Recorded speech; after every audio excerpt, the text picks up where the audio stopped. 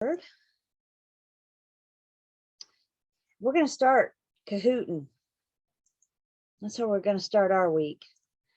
So if you guys want to get your phones out, I will get you a code and or a QR code. And this Kahoot is on units 17 and 19. So this is our kind of a mix of our 17 is what? The appraisal unit, sales comparison approach, cost approach, income capitalization approach. And then 19 is our fair housing. So either going to the website, kahoot.it, or you have your app. If you're doing that, your game pin is 7866958. Or you can scan the QR code with your phone and get on that way. So Kahoot for 17 and 19.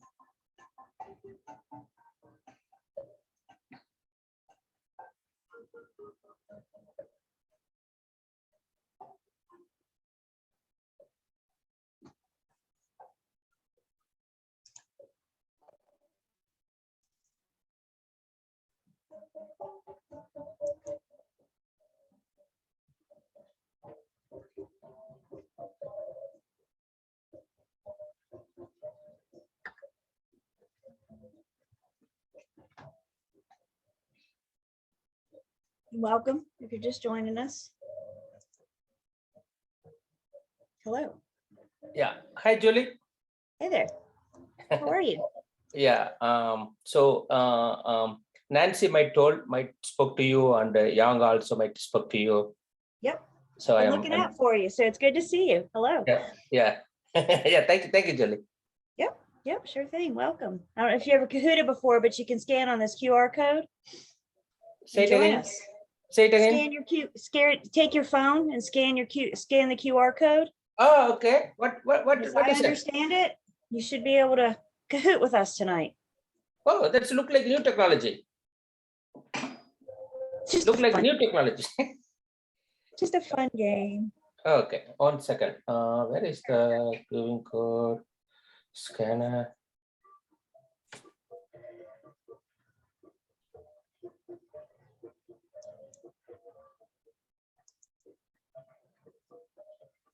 Give you guys another second on if you want to play. And if you don't want to play on your phone, you can always play in your mind. See how you're doing. Don't let your phone go to sleep.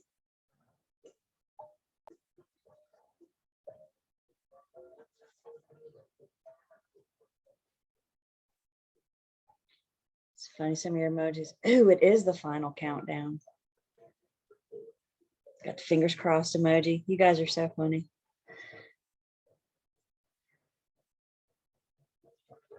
All right. We good? Everybody in that wants to play? Like I said, if you're not in on your phone, you can always play in your mind. See how you do. Okay, we good? This Kahoot is 17 and 19. Appraisal and what did I say? Fair housing. So question number 1. An appraiser is most commonly asked to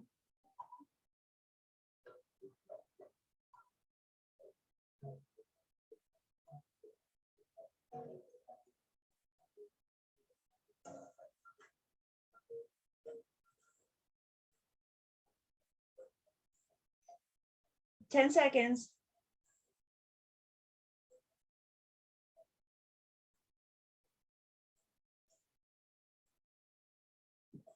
What's an appraiser do? Good job, guys. They offer their opinion. Excuse the typo. You guys are used to me by now, though. So offer their opinion of market value. Who actually determines what a property's worth? Who actually determines? And I can see your mouse move. Who actually determines it?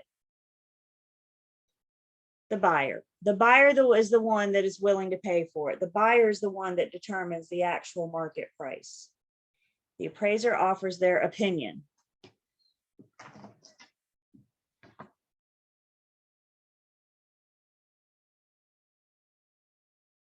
Okay, questions on this one? Everybody good? Looks like we did good on this. Let's see who got it the fastest. Karen was quick tonight. Lewis, Clown, Pumpkin, and Yen. Question number 2. The sales comparison approach to value would be most important when estimating the value of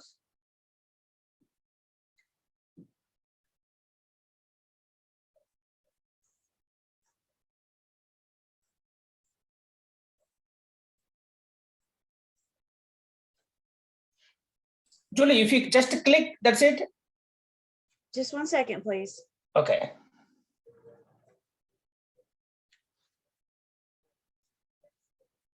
Three seconds. Sales comparison approach to values most when we're estimating the value of the resale residence. Remember, sales comparison is best for resale, a single family home, and land. So sales comparison approach. If you have the QR code, the 4 different color options should come up. So for example, on this one, you would have hit the red button to lock in your answer. Did you see that come up on your phone? It's not there now, right? But when I put a question up, you should see the 4 different. So it's like, this is red, this is blue, this is green, and this is that weird mustard color. So when the question comes up, it should be on your phone, but you just tap it. Okay. Sales comparison approach, resale. Remember, cost approach is better for new construction because I don't have anything closed nearby. Right, so cost approach is typically better for new construction. Sales comparison approach is typically better for resale. Clown moved up to the top. Final countdown. Great song by Europe. Fingers crossed. Lewis and Taron. Yeah, I live in the 80s when it comes to music. Sorry. Any chance I get to get back in the 80s, I'm there. All right, let's see. Question number 3.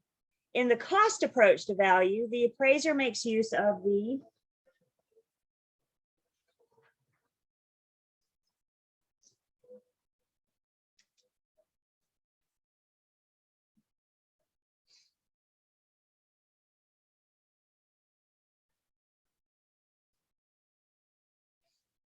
ten seconds.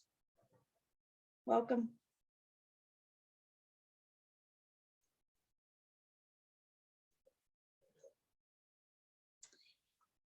Remember the cost approach. Let's talk about this one for a minute. Remember, the cost approach separates the land and the structure. So the appraiser puts value on the land as if it was vacant, and then they put value on the structure. And they can put value on the structure. We talked about the replacement cost, the reproduction cost. They look into depreciation. Once they have a value on the land as if it were vacant and the structure, then they combine them together to give the value of the property. Sales price of similar buildings in the area would be looking at what? That's our sales comparison approach, isn't it? So the sales comparison approach looks at similar properties nearby, recently closed. Questions on this one? Income capitalization approach looks at income producing properties. So the 3 approaches that an appraiser takes to value. Questions on this one?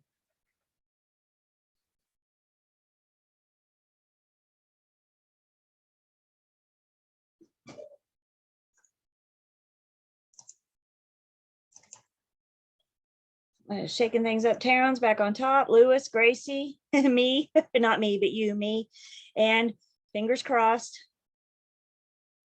Oh boy is the highest climber. That was fun to say. Thank you. Oh boy is the highest climber. Up 6 places. Question number 4. It is illegal for a lender to refuse to make a loan in a particular area based on the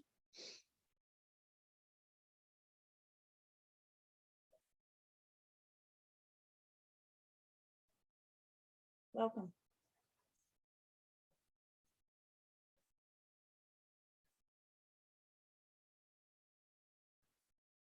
Ten seconds.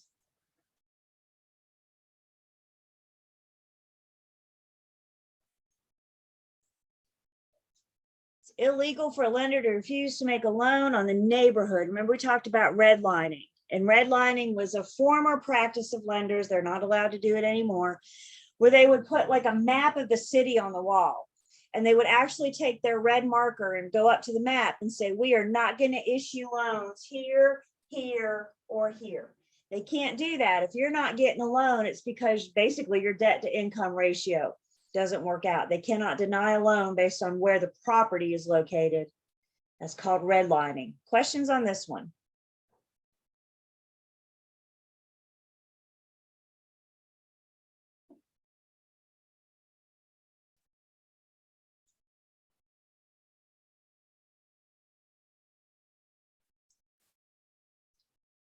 So Gracie came out the top, me, Taryn, fingers crossed, oh boy.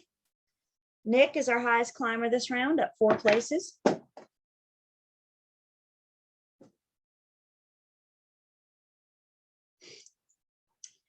Question number 5, discrimination based on familial status is prohibited with the passage of the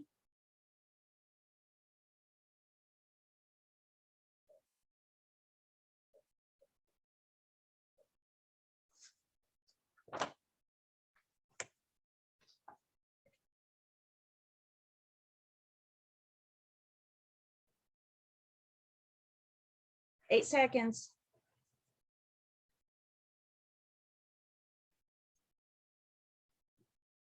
Discrimination based on familial status was prohibited with the Fair Housing Act of 1988. So 1968 is when they adopted, what did they pick up in 68? Race was always protected. 68, they picked up color, religion, and national origin. 74, we picked up sex. And in 1988, we picked up familial status and handicap disability condition. And familial status has to do with what? The children. You cannot discriminate on a family with children. So again, I refer you to that chart in the beginning of Unit 19. I would not put them past it on your test, on your state exam, to have a year related question. So protected classes and the years. Questions on this one?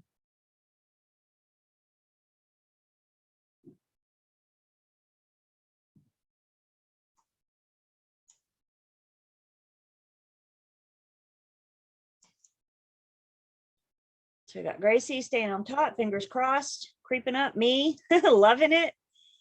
And Taryn. And I think our last one. ADA requires that.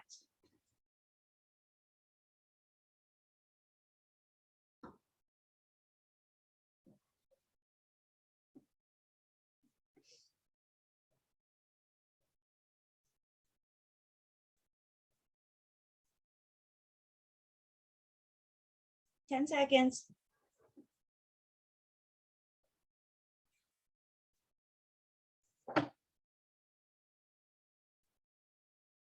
ADA requires that reasonable accommodations to public places be made. Remember, ADA is about public spaces, public accommodations. Federal fair housing is about housing. Federal fair housing is about housing, the dwelling, the unit. Let's address the blue one. I think we did good on that. How many more employees? Anybody remember that magic number? Yeah. 15. 15, that's right. 15 or more employees have to comply with ADA.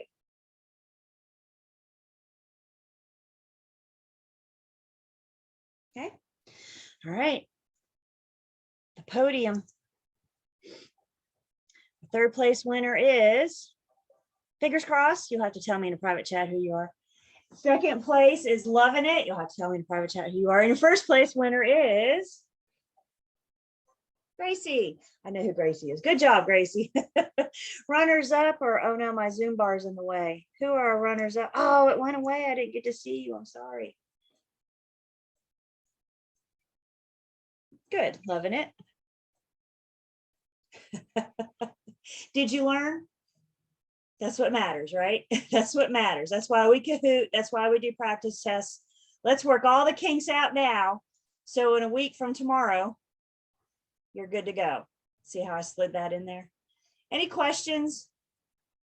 Any questions on this Kahoot?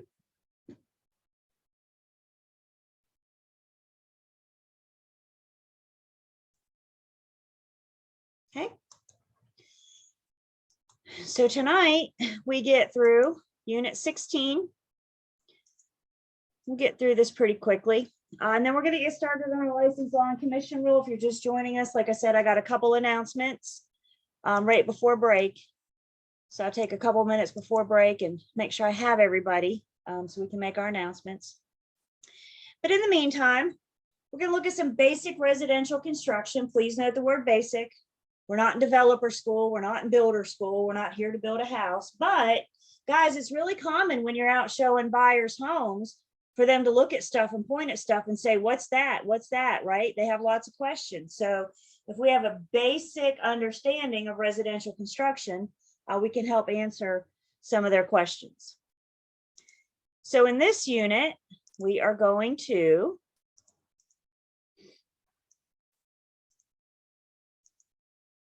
describe some basic architectural types and styles of residential construction. We're going to break down a house. We're going to talk about the basic components of a home and the house framing. So let's talk first about our architectural types and styles. Well, first off, before we talk about that, let's back up for a second. North Carolina, the most popular type of residential construction is wood framed. Most of the time, not all the time, but majority of the time in North Carolina, we see wood frame construction. It costs less. It's easy to, it's flexibility.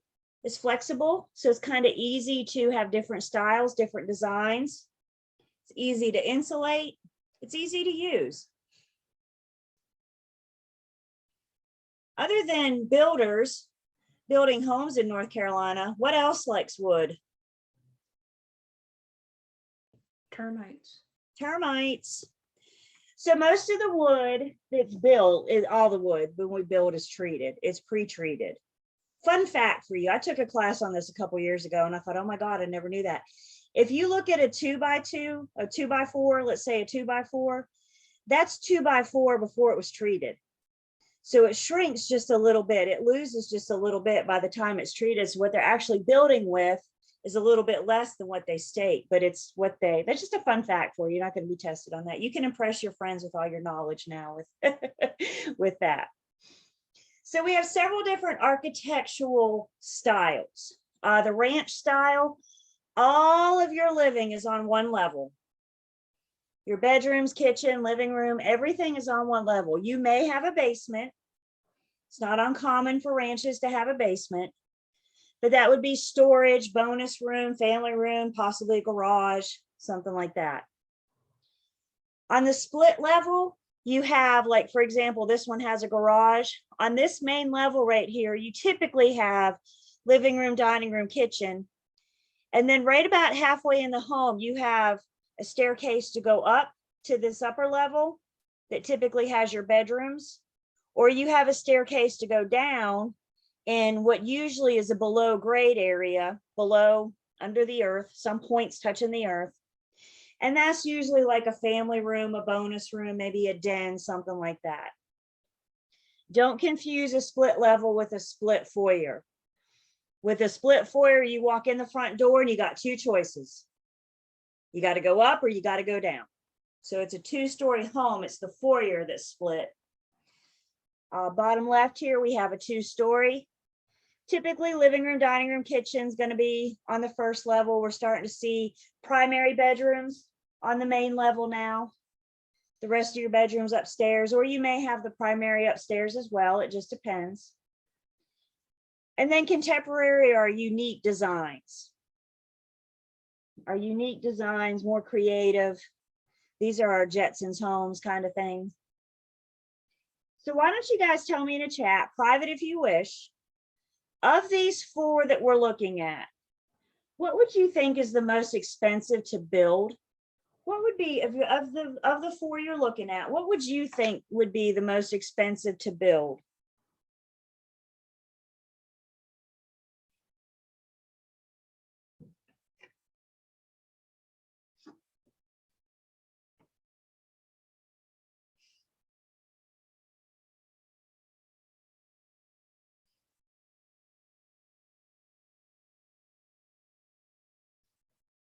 Looks like we're weighing in pretty much everything. I hadn't seen split level yet, so it looks like we've narrowed it down to 3.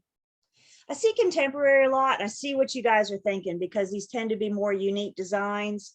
It may have to be, and I would agree with that.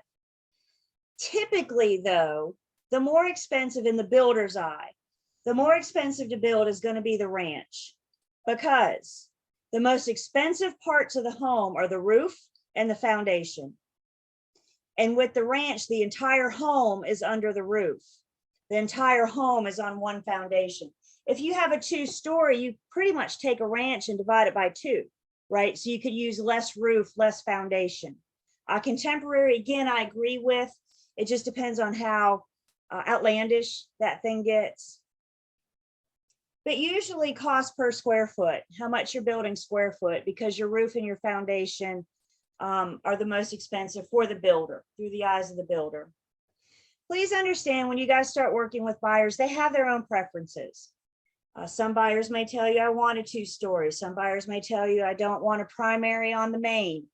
So part of what you're doing with your buyer consultation is asking them questions about what they want, what they like. Be prepared for buyers' minds to change too, you guys. Sometimes once they get out and start looking at things, they may think, gosh, I know I told you I want this, but I want that. I had a couple several years ago, when I first met them at the buyer consultation, she said, I don't want a ranch. I do not want a ranch. Everybody else has a ranch. I don't want to be like everybody else. I don't want a ranch. And I said, okie doke. A couple months later, you know what my girl bought? A ranch. So just be prepared for minds to change, go with the flow. It happens again, especially once they start getting out and start really looking at areas, different homes, different styles.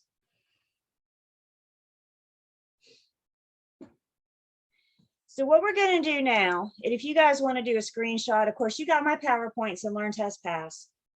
But what we're going to do now is we're going to take this home and we're going to break it down into components, and we're going to talk about it. We're going to break it down into 3 different components, and we're going to talk about all these words, what these mean, and have our basic understanding of residential construction.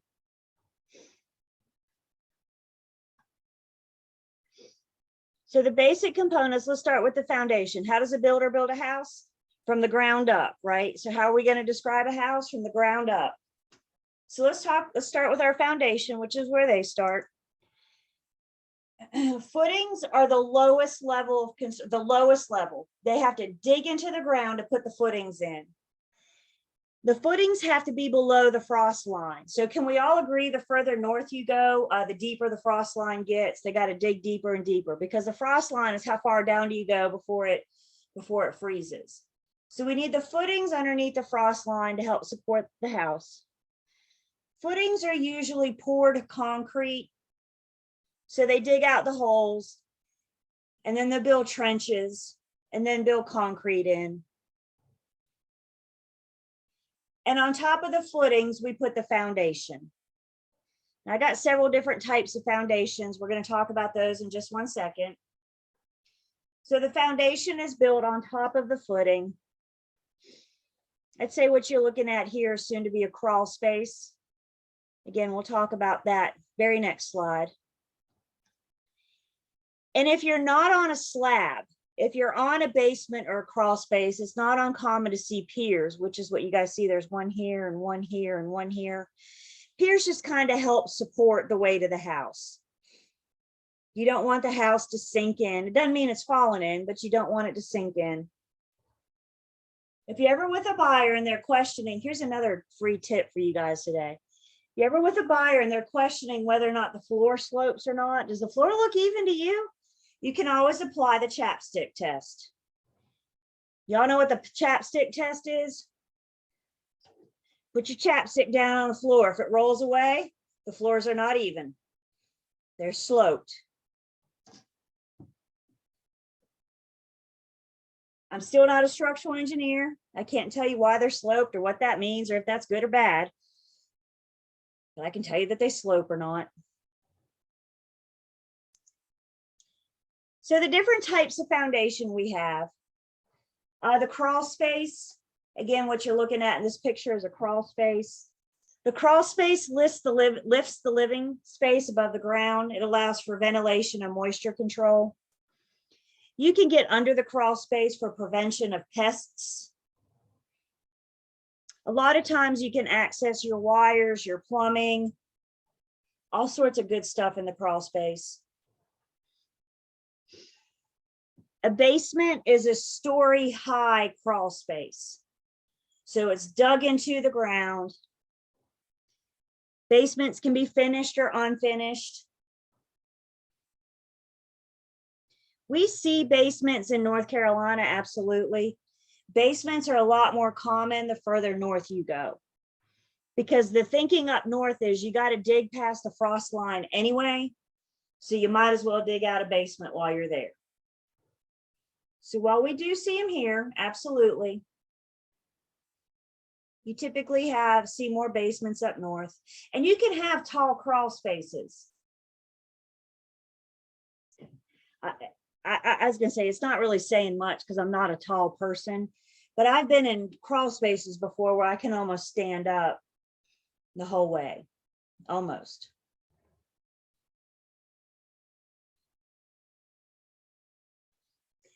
And then your other foundation type is a slab, which is just flat concrete. You dig the hole, you pour the concrete right in, you put your flooring right on top of the slab. Some people would argue, this is totally an opinion thing, but some people would argue that they prefer a crawl space or a basement because with a slab, once you pour the concrete down, that's where the plumbing is. That's where the electrical is. If you ever wanted to renovate your bathroom or your kitchen, for example, you're not going to be able to move that plumbing around. Once you pour that concrete down on the slab, it is where it is.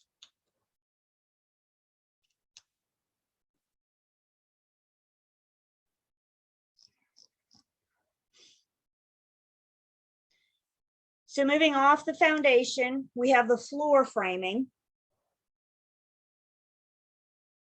Yeah, it's not going to be cheap if you do it.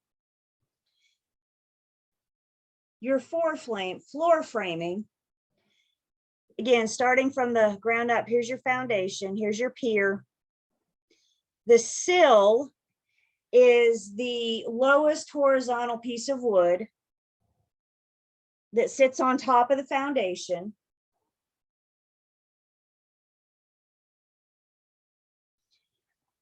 You may have on the sill or on the foundation, whatever, you may have girders to help level the house out, help give it support, help give it that balance.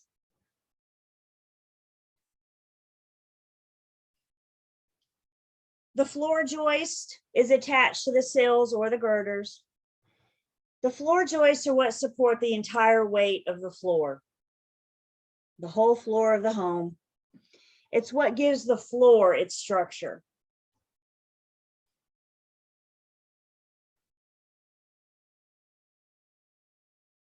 On top of the floor joist, we put our subfloor, which is going to be plywood or pressed board. The flooring that you and I walk on goes on our subfloor. So what is it? Carpet, tile, laminate, hardwood, whatever you're walking on is on the subfloor.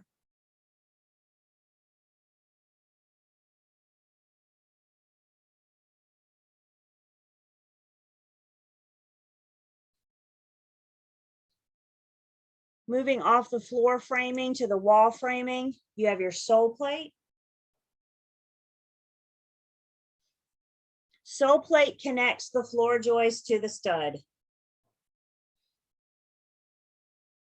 Studs are your vertical lumber. Studs are what give the home its structure. It's the bones, it's the skeleton of the home. Today's building codes say they're about 16 inches apart, depending on the construction, the type of wood you use, etc. The top plate connects the stud to the ceiling joist. The ceiling joist gives the roof its support and its structure. So the top plate connects the studs, the plates, top and sole plate connect the studs to the ceiling and the subfloor. When you see sole plate and top plate, Sole plate's on bottom. Think of where the bottom of your shoe, the sole of your shoe is. The very bottom of you is the sole. So that's the sole plate. The top plate, the very top of you. Something I don't have in this picture, but if you have an opening in the home, like maybe for a doorway or a window, you're going to have a header. A header is just a horizontal piece of wood that gives support to that hole, wherever that window or door is. It helps prevent the house from falling on your head because they have a window there or a door there.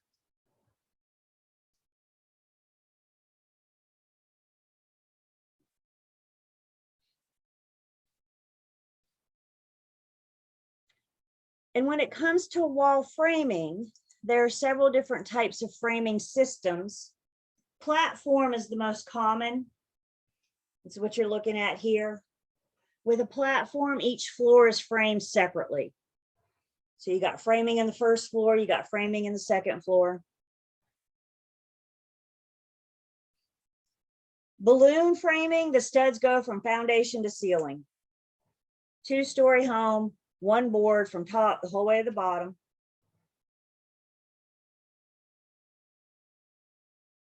And then post and beam uses a different type of lumber. It's an extra large lumber.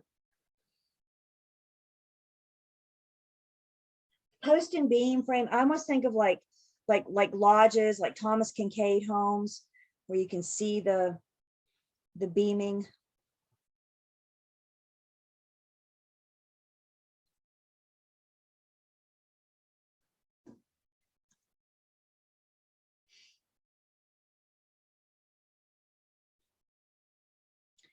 So moving off the wall into the roof and ceiling, a couple different components. First off, your roof components. Again, your ceiling joist carries the weight of the roof. It offers support to the roof.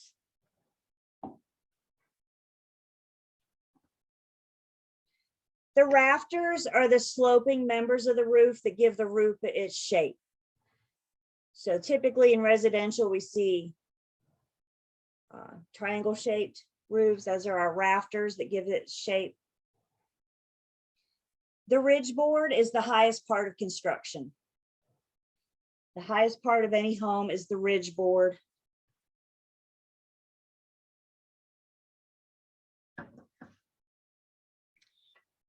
Flashing is to fill in this gap. You got a hole in the roof where the chimney pokes out. And so flashing is put around to help seal that so rain doesn't get in. So maybe a chimney or a vent or something. You might have a boot to help prevent moisture from getting in.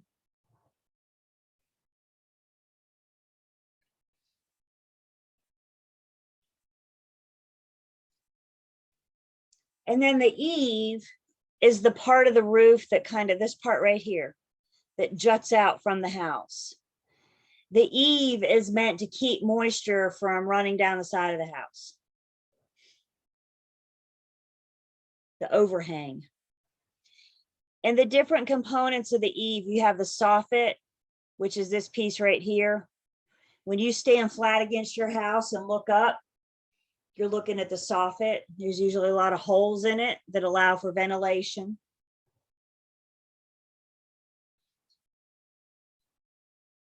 The fascia board attaches to the end of the rafters. That's what you attach your gutters to.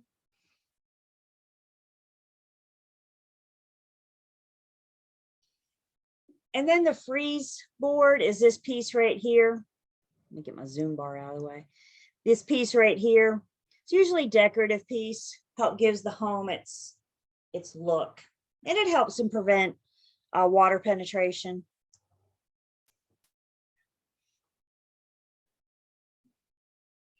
Questions on the basic components of framing and foundation?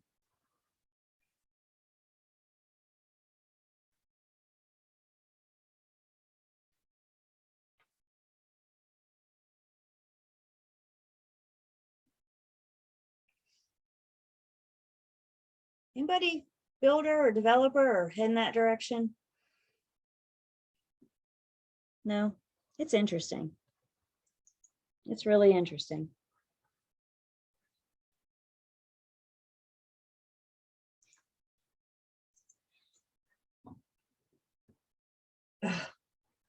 No such thing. The exterior walls, on the studs, we put sheathing. Sheathing is particle board, plywood. So the sheathing attaches to the framing. And then attached to the sheathing is either tar paper or house wrap. We're starting to see house wrap being used more and more. It's like a plastic water barrier. In my mind, I always picture a cartoon character with a big, huge saran wrap running around the house. House wrap.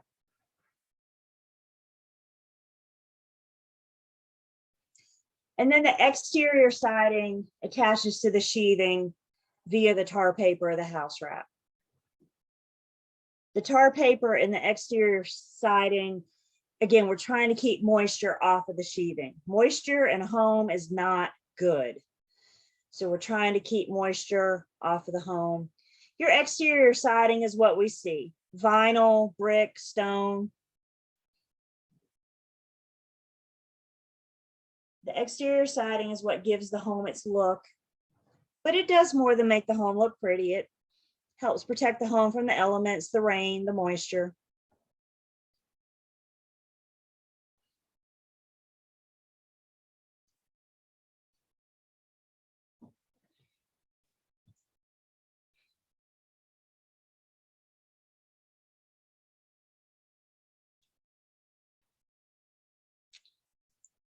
Homes have windows. We have several different types of windows. Sliding windows either open up or down or side to side. There's a panel that moves. Anybody else have your windows open this afternoon? It was nice. It was nice, wasn't it? Swinging windows usually open out. So it's like in a casing and they got a little crank and they crank out. Maybe an awning over them. And what you're looking at in this picture is a fixed window. It's a picture window. It doesn't open. It's just there for decorative, lets you see into the outside.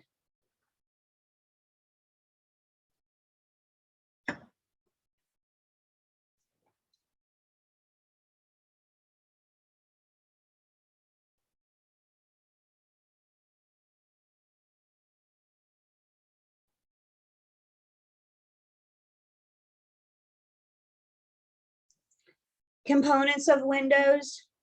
Your window sill is the bottom. Is this piece right here, the window sill. The jamb is the sides. The window jamb is the sides, and then the header is the top.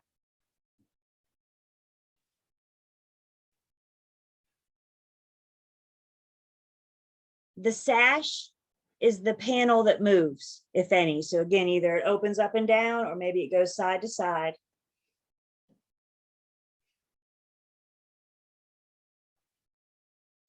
And then muttons and mullions are not made up words. These are legit words. They're the they're the wood panes. The muttons are the horizontal, the mullions and the vertical. But these little window panes, you guys see like these here. Those would be your mullions. Muttons are horizontal, mullions are vertical.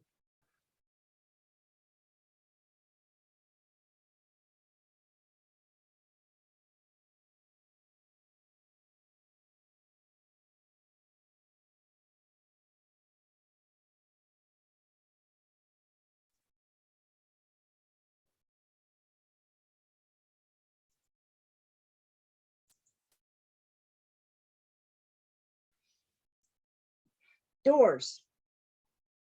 Your interior doors are different than your exterior doors. What we're talking about here are interior doors. Flush doors have a smooth finish.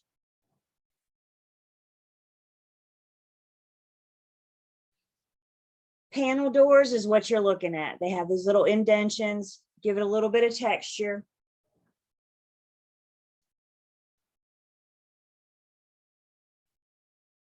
Your front door, again, is going to be a lot more sturdier, a lot more secure than your bedroom door.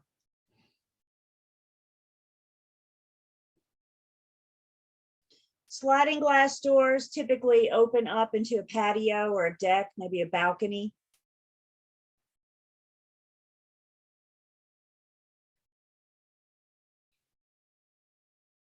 And then your French doors are more an upscale decorative door with glass panels. Usually if you're going to see glass doors, you see them going, for example, from the kitchen to the formal dining room.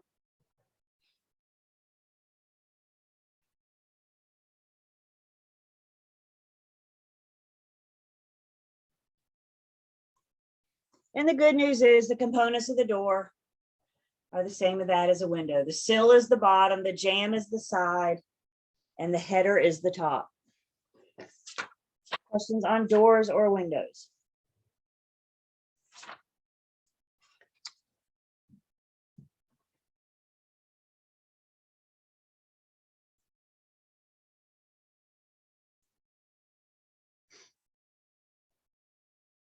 Okay.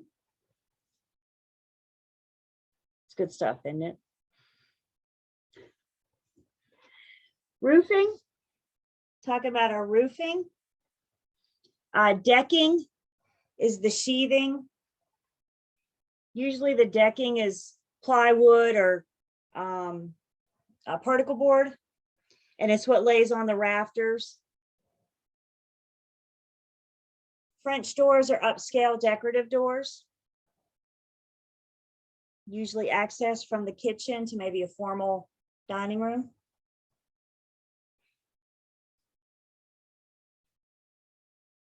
So decking is your particle board, lays on the rafters. On the decking, you put the roofing felt, which is kind of like your tar paper, something sticky. And the shingles go on the roofing felt. The roofing felt allows the shingles to stick to it. Shingles are usually most common is going to be asphalt or fiberglass. And you guys see how these shingles are laid? This allows for rain to flow off, rain to flow away from the home, away from the roof.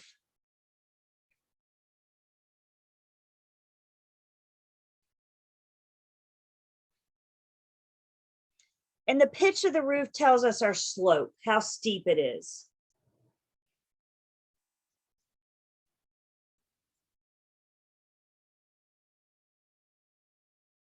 So the pitch tells us the slope, how steep it is.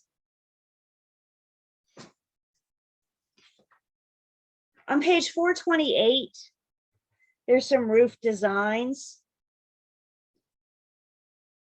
In North Carolina, what we see most often is the gable roof, which is our kind of our triangle shape.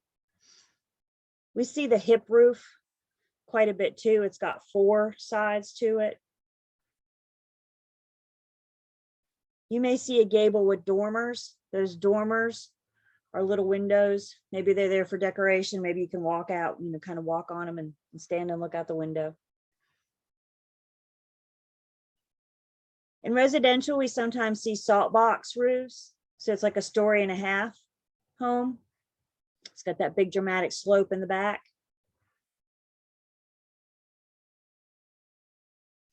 The flat roof is typically what we see for commercial. And on the flat roof, you usually have your AC unit. There's got to obviously be some kind of drainage because you want the water drainage control. You want the rainwater to go somewhere. When the snow melts, you want it to go somewhere.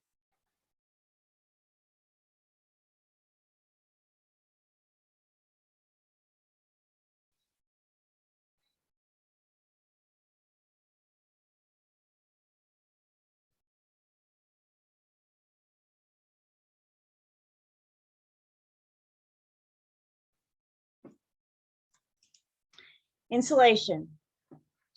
Materials of insulation, you can have the big rolls that you just kind of roll out. Or you can have loose fill, which is blown in. That's what the Pink Panther's doing. Or you can have foam that kind of sprays in and then expands a little bit and hardens. Insulation just help to keep it's heat control. Help to keep the heat in or the heat out.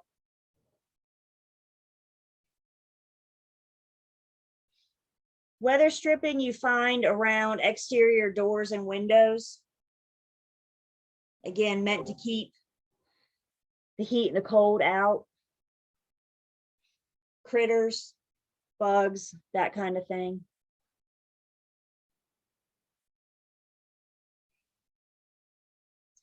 And moisture control in the attic, especially in the basement, anywhere in the home. It's not uncommon to have vapor barriers in the basement. It's like a big white trash bag. It's not, but that's what it looks like. Or maybe in the attic, you have ventilation, good sources of ventilation. Keep the air flowing, keep things dry. Keep moisture control. Again, I'll say it again. Moisture in homes, not good.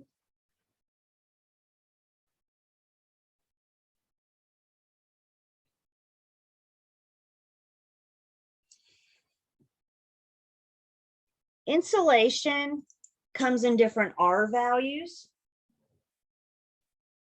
The higher the R value, the more resistant to heat it is. So in your ceilings where the roof gets the sun all day, the higher the property, the higher the home, the hotter it is. So the higher up you go, you're going to want a higher R value. North Carolina building codes dictate the minimum R value builders should use with insulation. And when you get up into like our mountains or you start going up north, you're going to start seeing higher R values than what you do here.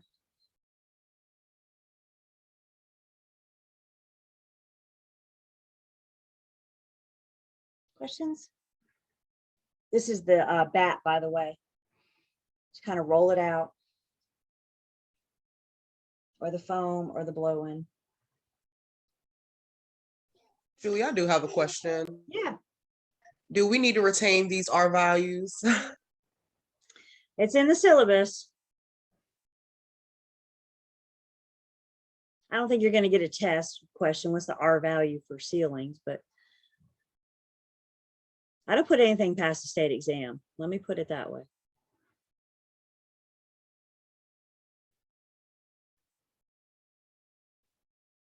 Okay.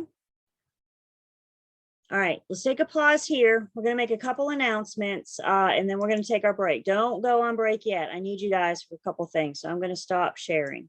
Actually, no, I'm not. Just kidding. If we look at Learn Test Pass real quick, don't forget this Saturday, you guys got the cram course with Dr. Bowser this Saturday from 9 to 1. So what I'm getting ready to do in 1 second is put her Zoom link in the chat. So if you're going to come this Saturday, you guys can click on the Zoom link. I'll give it to you again tomorrow too, just to make sure you have it. So that's this Saturday, 9 to 1 with Dr. Bowser. Now I can stop sharing. Will it be? Yes, we did ask Jane this morning and Jane said she will record it. She will record the cram course. And then she's going to send it to me and then I'll get it in our YouTube channel. So just be patient with me on Saturday because I don't know when I'm going to get it from her. And it takes time to upload to YouTube. So, I wouldn't look for it Saturday afternoon. We'll get it in our YouTube channel as soon as I can. So right now in the chat, I'm putting the link to Jane's Zoom. This is how you access Jane's Zoom. And for some reason you don't have this, send me an email and I'll respond with this link. So if for some reason you can't get it right now, just send me an email. Guys, I'm not available Saturday morning. So please don't reach out to me Saturday morning and ask me to help get you in because I won't be available. So if you're coming to Jane's cram course Saturday, 9 to 1, here's the link. Do we see it? Do we have it? And I'll give you guys again tomorrow.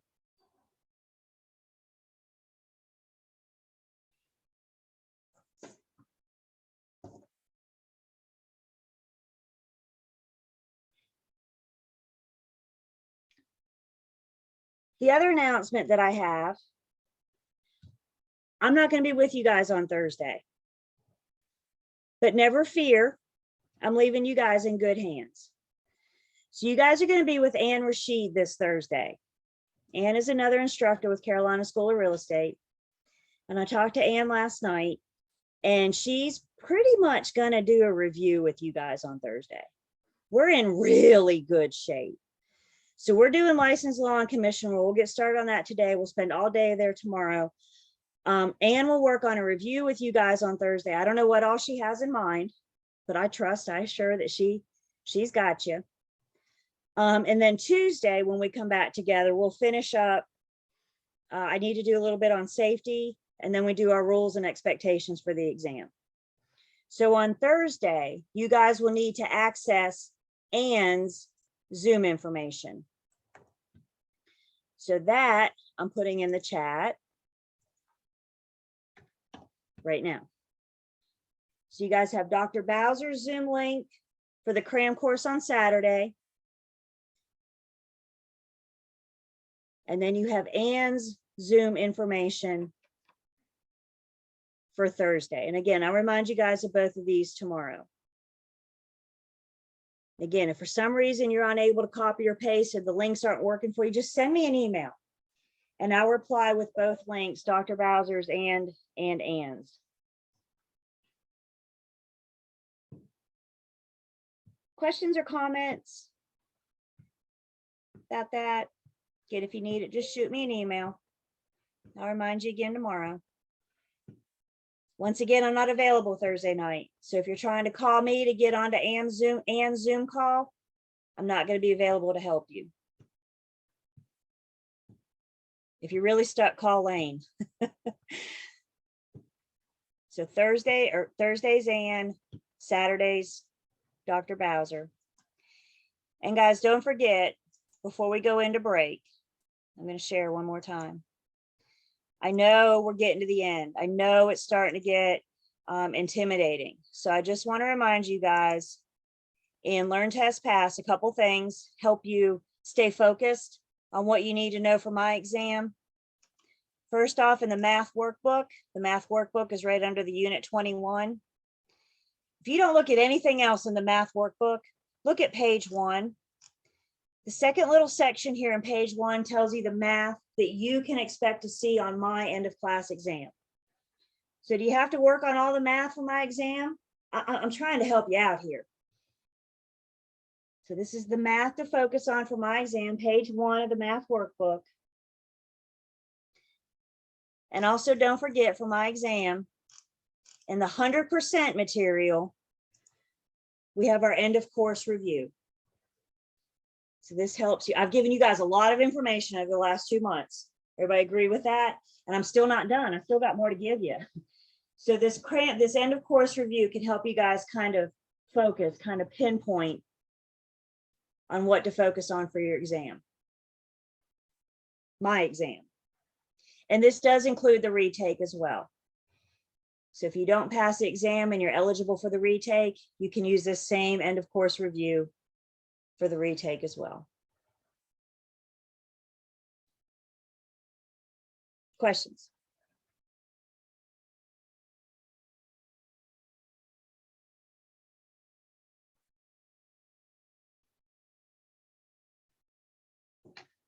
Okay. All right, let's take 10.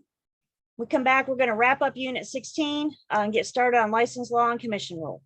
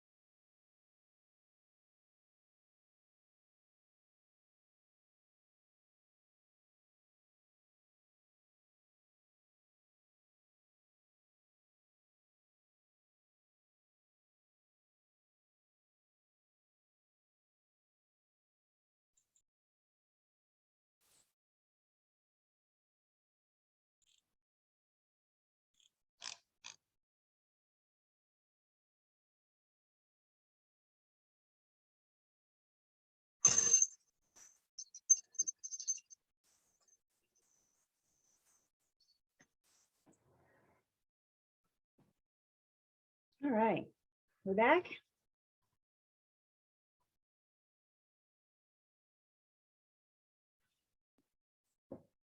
Okay.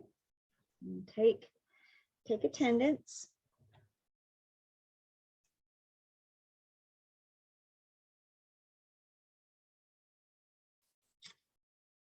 Get back into Unit 16, back to the Pink Panther.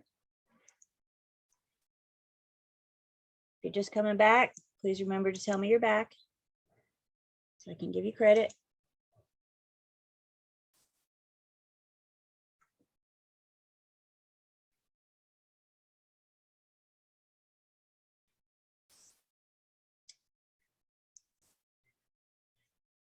Questions so far on 16? Again, basic understanding. Seems like a lot of words, I know, but just a basic understanding.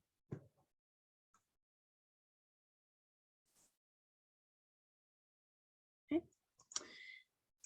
Let's talk about our heating and AC, heating air conditioning systems. The HVAC is the combination of it, heating, ventilation, and air conditioning. HVAC, heating, ventilation, and air conditioning. Welcome back. Thank you for letting me know.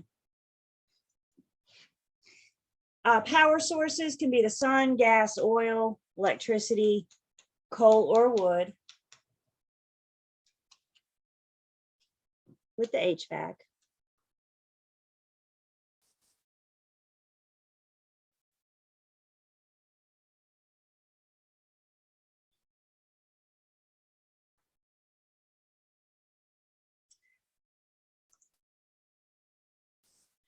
Other heating systems, you may have central forced warm air. This is the most common used in homes built in the last half century or so. It uses a heat pump to push air, cool and heat warm air through ductwork. Comes out of vents in various rooms.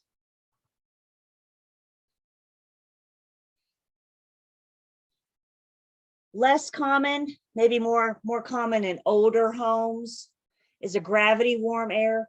There is no duct system. There is no ventilation. It's like a central furnace. So the center of the home, you have a furnace, radiates heat. So that's the gravity warm air. Baseboards, again, not as common today, but you may have seen electric baseboards in older homes. They run along the baseboard, usually plug in electric.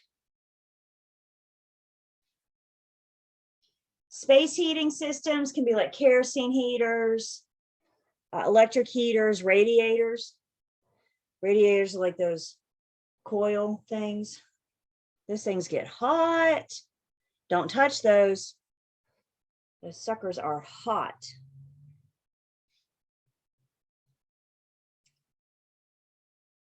And becoming more and more common is solar heating systems, capturing the energy from the sun to help heat. You may have a single home solar heating system. You may see like solar panels on the roof of a house. You may have a solar farm that's capturing heat to spread to various places. My Winston-Salem people, if you go out Clemensville Road on your way to Ebert or Ebert, depending on what part of the world you're from, across from Hobby Park is now a huge solar farm. You guys seen out there lately? It's massive. Strain my neck just trying to see how far back it goes.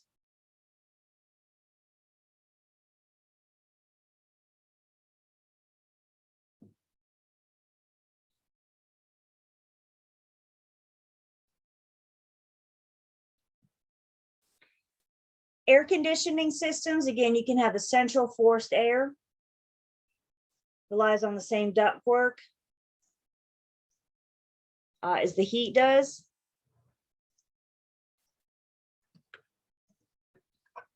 Or you could have window units, room air conditioners. Attach the window, help pull the air, cool it through the system, push it out into the home, into the room.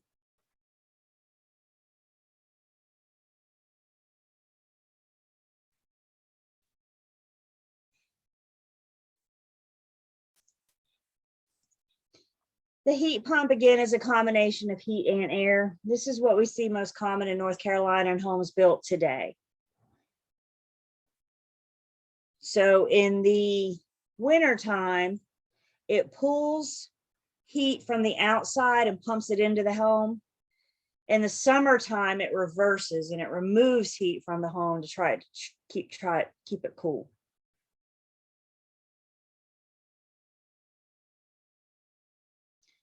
It's not uncommon for two-story homes being built today to have dual heat pumps, one for the first floor, one for the second, because we know heat rises.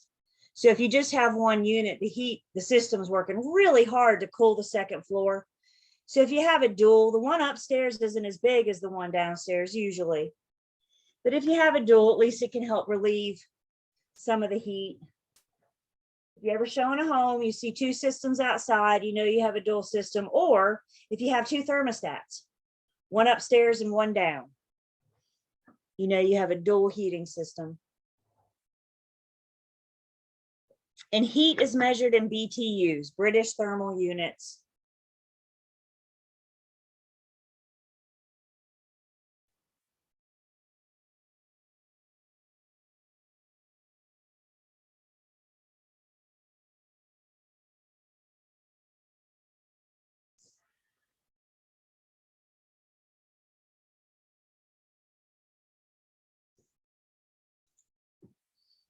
Some different government regulations when it comes to building and building codes. The North Carolina Uniform Residential Building Code sets the minimum construction standards with the primary focus being on safety.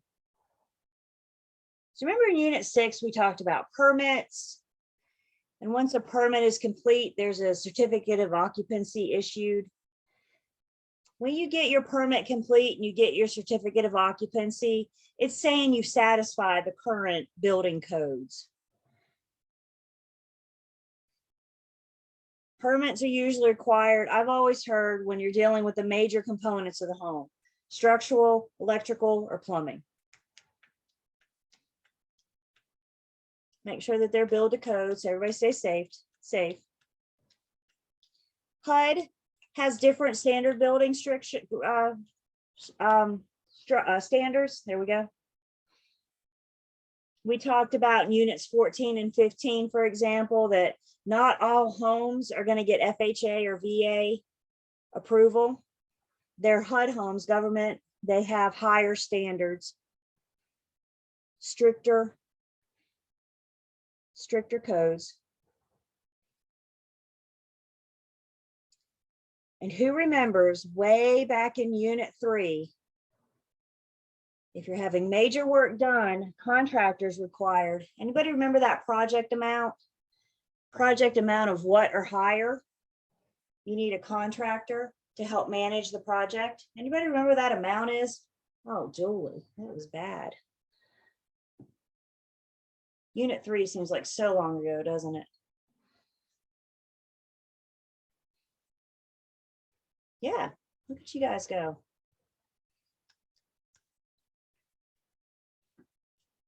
So you're going to have a contractor involved in a project when the project is $30,000 or more. They just help manage the project, make sure the electrician is there when they're supposed to and paid, the plumber's there when they're supposed to and paid, the drywall, everybody involved in that construction. $30,000 or more.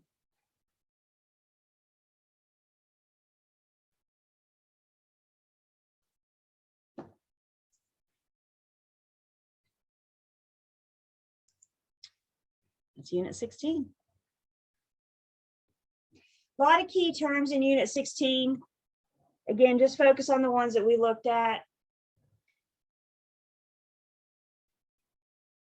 Basic understanding of what the word means. Key point review, page 431. Good review of the unit. And then the student quiz on 432. I believe the student quiz and the one in Learn Test Pass is a good quiz on the basic understandings of these words.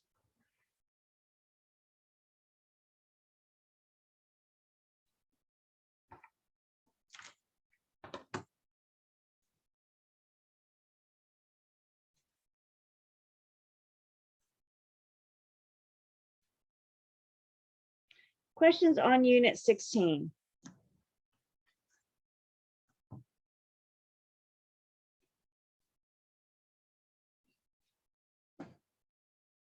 I tell you guys, one of my designations is certified new home specialist, and all I had to do was take a class, but it was like a 12-hour class. And it got really involved in basic house construction. It was really interesting.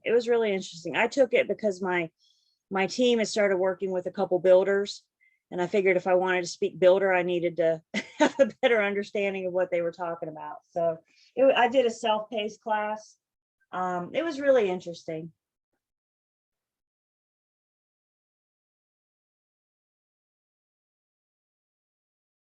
Okay. Everybody good? Unit 16? Couple questions, nothing to get excited about. Okay. I'm going to stop sharing for 1 second. So hang tight. I'll switch out my PowerPoints. And where we're going next, while I'm getting ready, you can get ready. Where we're heading next is license law and commission rule, heading to our state section, specifically starting on page 707. So if you guys want to go to 707 while I'm doing this, and then I come back and find you guys.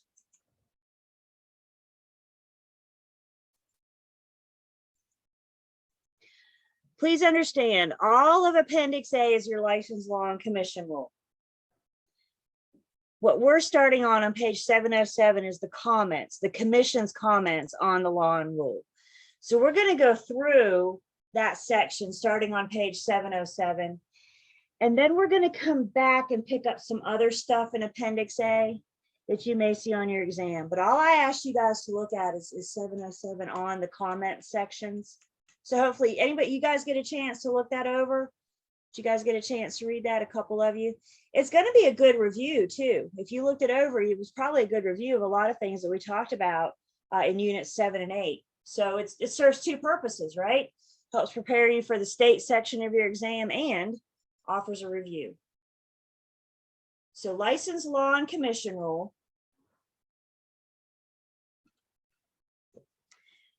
North Carolina, we are a brokerage state, which means in North Carolina, we are all brokers. We're going to talk about the different categories of brokers in just a second. Remember, you guys, a broker is a real estate agent in the state of North Carolina. If you join the National Association of Realtors, then you become a realtor. So when you get your license, you will be a broker. You have to join NAR to become a realtor. So give me a second. Let me make sure. I always got to make sure I say this right.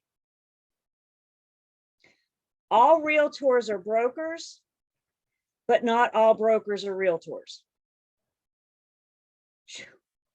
I got to think that through. I think I got that right. All realtors are brokers, but not all brokers are realtors. So you get your license, congratulations, you're a broker. You got to take it to the next step to become a realtor, National Association of Realtors. Your firm will help you with that once you get affiliated.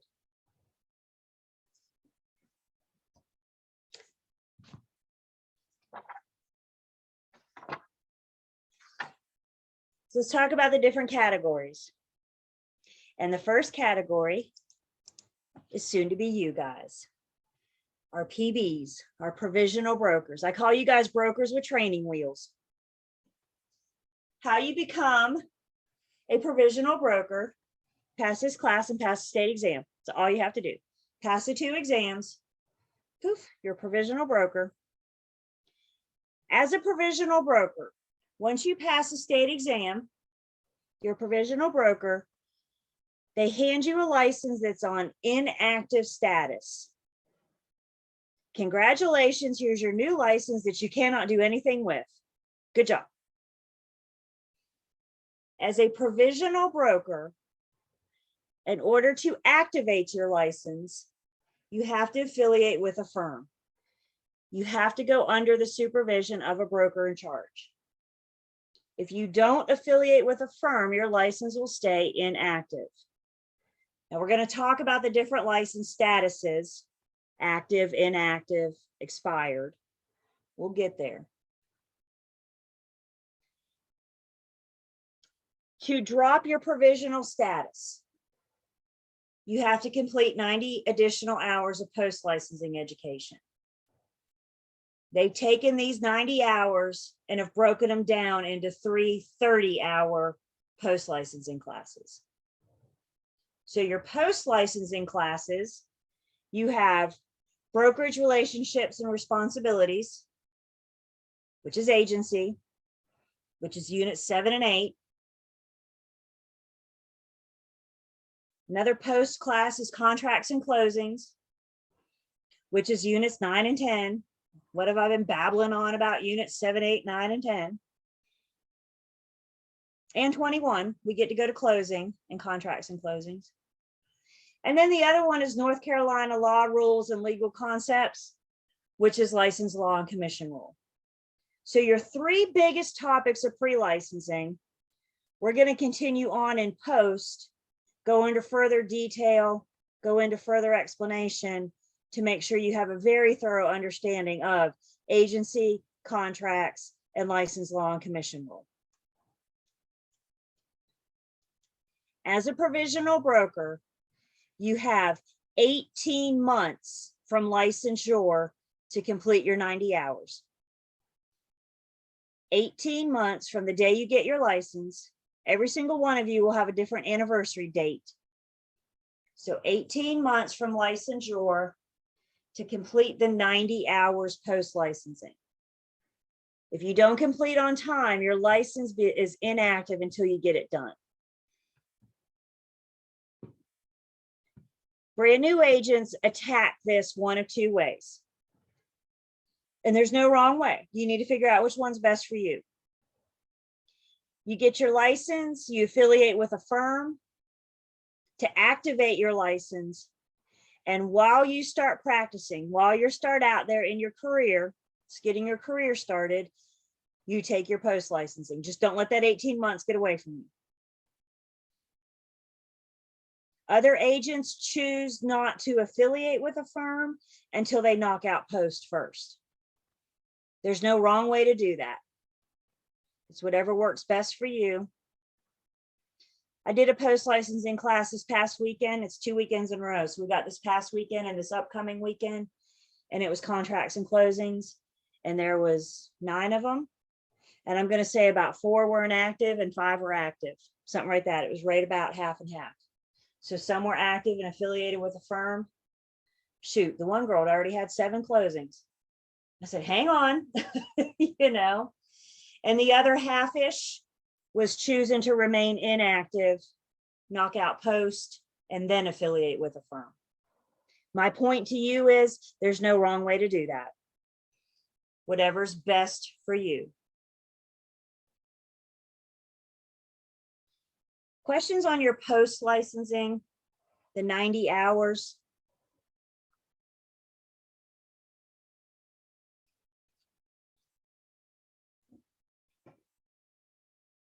$18 months to knock it out.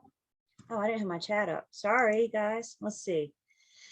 Can realtors do real estate transactions in every state? Nope. Your North Carolina real estate license is only good for properties located within the state of North Carolina, not where you're standing, where the property is standing. Do you have to take another test? Yes. Each post-licensing class has an exam, but hear me when I say post is not near as intense as pre. Trust me, once you get through the state exam, the hard part's over. We'll get you through post-licensing.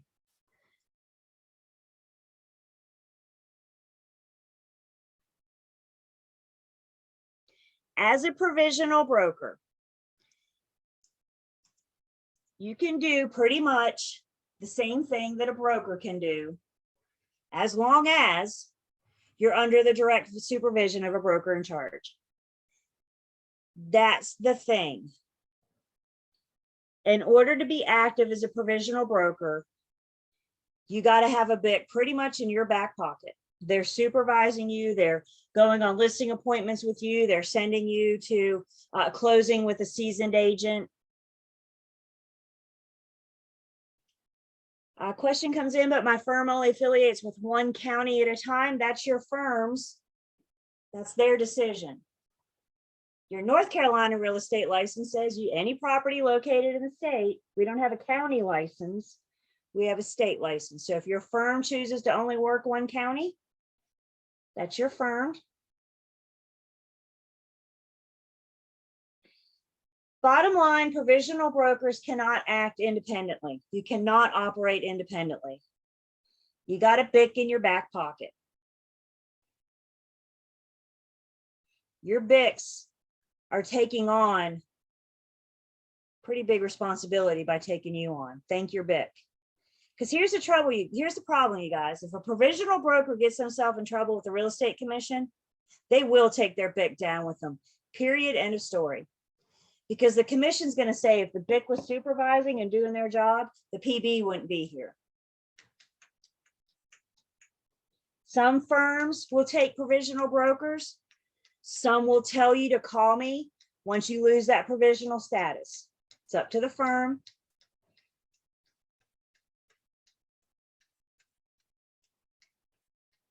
Everybody good with that? Your license is inactive until you affiliate. So when you guys come see me in post licensing, that's what you have to look forward to.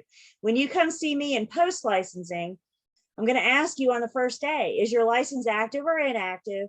And if it's active, what firm are you affiliated with? If you're inactive, you're not affiliated. Everybody good with that? Do I have any questions on that? An active provisional broker is affiliated with a firm.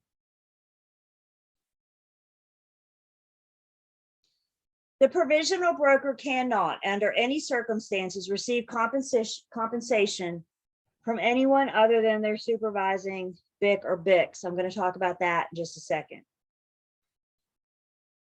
So let's say, for example, you're a provisional broker, you affiliate with your firm, and a seasoned agent. As a matter of fact, as new agents, PB or not, as new agents, when you guys affiliate with your firm, one of the first things I want you to do is approach one of the top producers of your firm, march right up to them, look them square in the eye and say, I love doing open houses. Because you know what seasoned agents don't like to do? Open houses. You know what's a good way for you guys to meet buyers? Open houses. That's how you make friends. Seasoned agents. I love doing open houses. Well, let's say you find a unique seasoned agent. I'm not going to commit all of us to this because not everybody does it. But let's say as a provisional broker, you find a seasoned agent that offers to pay you to do their open house. I'll give you $50 if you do my open house on Sunday. As a provisional broker, can you receive that compensation from the broker? Can you take that $50? No, only from your supervising broker in charge. So if somebody offers you to help, pays you to help with their service or whatever, you can only accept payment from your supervising BIC or BICs. So what do I mean by BIC or BICs? Well, there was a new rule that came out July of 2020. It used to be a PB can only be supervised by one BIC. In July 2020, they changed the rule. And so now the PB can be supervised by no more than two BICs, as long as both BICs are under the same roof. This is to accommodate the surge, the gain in popularity of teams. It's not uncommon for a team to have a broker in charge. And then the team is affiliated with the firm that has a broker in charge. So if they're under the same roof, if you join a team, you can have two BICs. One is your team BIC, one is the office BIC. Question come in. So the supervising BIC can pay you to do the open house? Yes. The supervising BIC can pay you, but not the agent that you're doing the open house for. Can the BIC give the PB the $50 if the broker gives it to the BIC? Yes. Payment, listen to me, payment has to come from who? Your supervising broker in charge.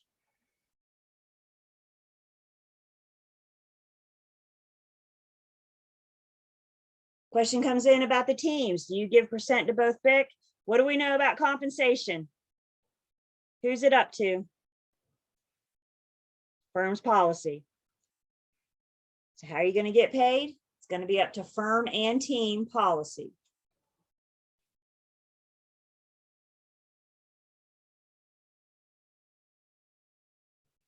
Questions on you guys. Soon to be you guys. My brokers with training wheels.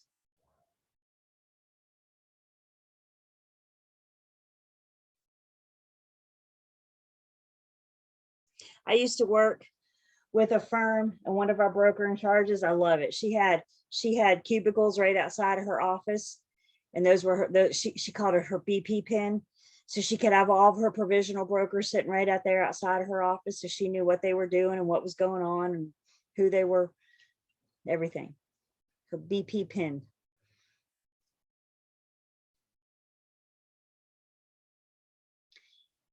So you get your, let's see, do you think in your personal opinion to get rid of your provisional status before going out in the field? Entirely up to you guys. You have two choices: affiliate, activate, and take your post, or knock out your post and then affiliate. I can't answer that for you. That's a decision for you to decide what's best.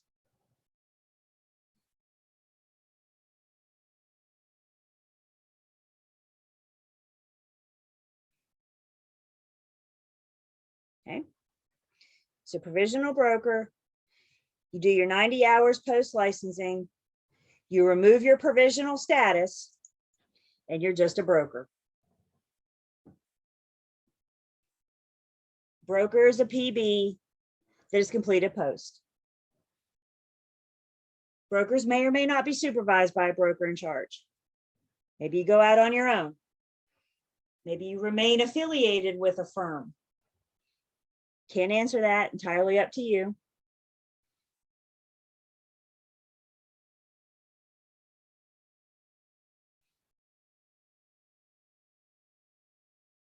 Yeah, Danielle. So this is just my thoughts. I know it's up to us, but not being under a broker in charge is it's kind of weird because you have to do all these contracts, right? What do you mean? Like being independent, how can you do the contracts in the same manner as if you were under a broker, under a brokerage? Sure. You can join the board, the realtors, and get access to our standard forms through North Carolina Association of Realtors. But you think about it, if you're out on your own, you're paying for that roof, you're paying for that copier, you're paying for, you know, all that stuff. So something for you guys to think about. If you go out on your own, you're taking on all those expenses. You got to provide your own training, for example.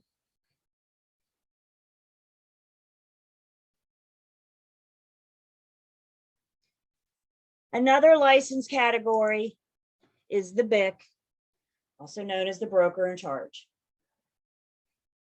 I need one BIC. The commission requires one BIC per roof. So if you have a firm with 4 office locations, how many broker in charges do you have? You have 4. Each office location has a broker in charge.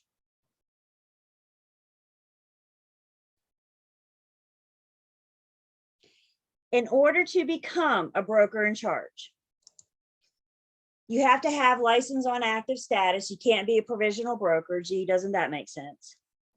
You have to have some experience under your belt. Guys, they're not going to hand you a license and let you become a broker in charge and go open up your no firm without some experience. They say within the last 5 years, either 2 years full-time or 4 years part-time. I have no idea how they decide full-time or part-time.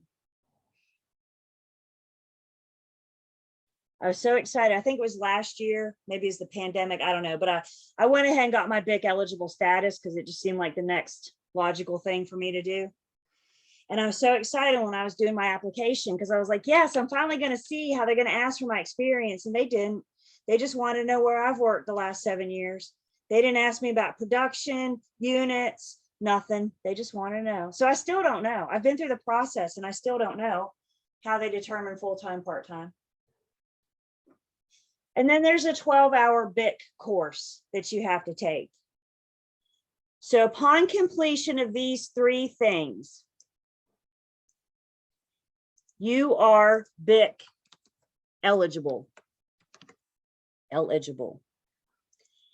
Once you are BIC eligible, then you are positioned to move into the role of designated, whoops.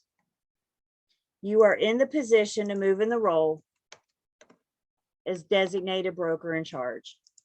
The broker in charge is the one that supervises the day-to-day operations of the office. The designated broker in charge is the one that supervises the provisional brokers, the unlicensed employees that we're going to talk about in a second. There are a lot of agents running around there that are BIC eligible. Some like me just did it for the experience because I'm kind of a dork. And I was like, ooh, 12 hours of education and BIC course. That sounds like fun. I know, right? But there's a lot. You're going to have BIC eligible people in your office, but there's only one designated broker in charge. It's not bad to have a couple BIC eligible laying around just in case your designated BIC doesn't show up or something happens. You have somebody else you can kind of slide in. They don't show up to work today. Is everybody good with that? To become designated BIC, to become the boss of the office, you first have to become BIC eligible. How you become BIC eligible: active status, non-provisional broker experience, and the 12-hour BIC course. So for those of you that are raring to go to open up your own firm, just understand you got to have some experience. Again, they didn't ask me for production, but they did ask me for my employment history. When was I affiliated with firms, years, that kind of thing. So you guys are a couple of years away from this. You're a couple of years away from this. If this is part of your agenda, and 2 years from now, who knows what the rules can look like, because things can change. So when you're ready to do this, refer to your license, law, and commission rule to make sure you're getting the most current information. Fair enough? Questions on this? Comments? Each office has one designated broker in charge.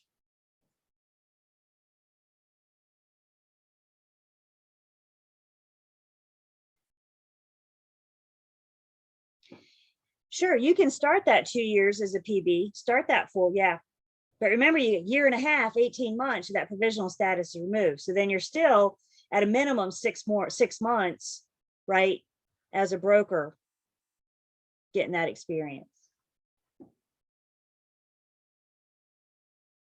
Trust me, you can read about real estate all day long in a book, but there ain't nothing like it in getting out and actually coordinating a transaction, being involved in a transaction. You can watch HGTV all you want. It prepares you for what? Y'all turn that mess off.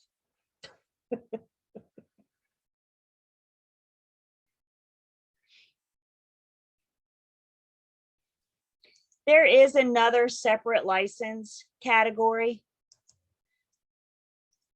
And this is a limited non-resident commercial status. This is a licensee that has an active license in another state. They can get a separate license and be allowed to come into North Carolina to engage in a limited number of commercial transactions. But they have to apply for that separate license status at the Real Estate Commission. Somebody's got to take them under their wing. Could be a broker, could be a BIC, it could be a provisional broker. Somebody in the state has got to take responsibility for them. Whether or not you can, your firm will have a policy. Separate license category, limited non-resident commercial broker. They're basically getting a license, permission to come in and do a limited number of commercial transactions.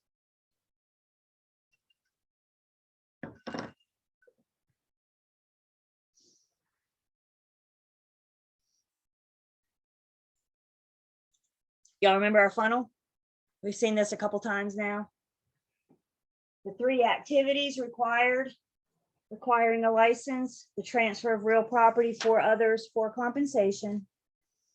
All 3 activities are required. If you're doing it for yourself, or for sale by owner, you don't need a license.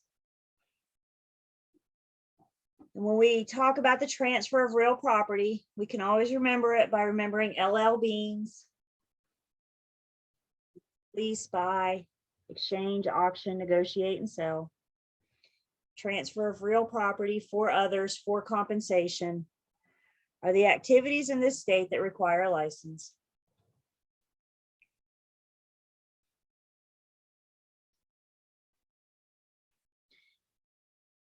It's not uncommon for your firms to have unlicensed employees. You may reach a point in your career where you need help and you want to hire somebody to help you out for 10 hours a week, for example. So unlicensed employees are used frequently. The Real Estate Commission regulates the activities that they can do. We'll look at that in just a second. The big difference between an unlicensed employee and a licensed broker is how we're paid. The unlicensed employee cannot be paid commission. They cannot be paid a per transaction basis. The unlicensed employee is paid hourly or salary. So if you hire somebody to work for you 10 hours a week, you pay them for 10 hours, regardless if you had a closing that week or not. Their commission is not based on your closing. Same thing with the unlicensed employees in your firm.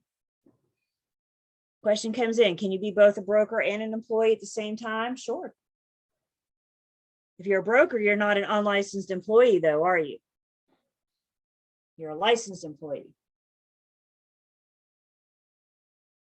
So the big difference is how they're paid.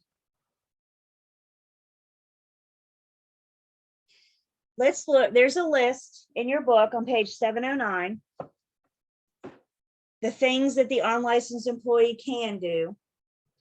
If I were you guys, I would look this list over before next Wednesday. Excuse me. Did I do good? Okay.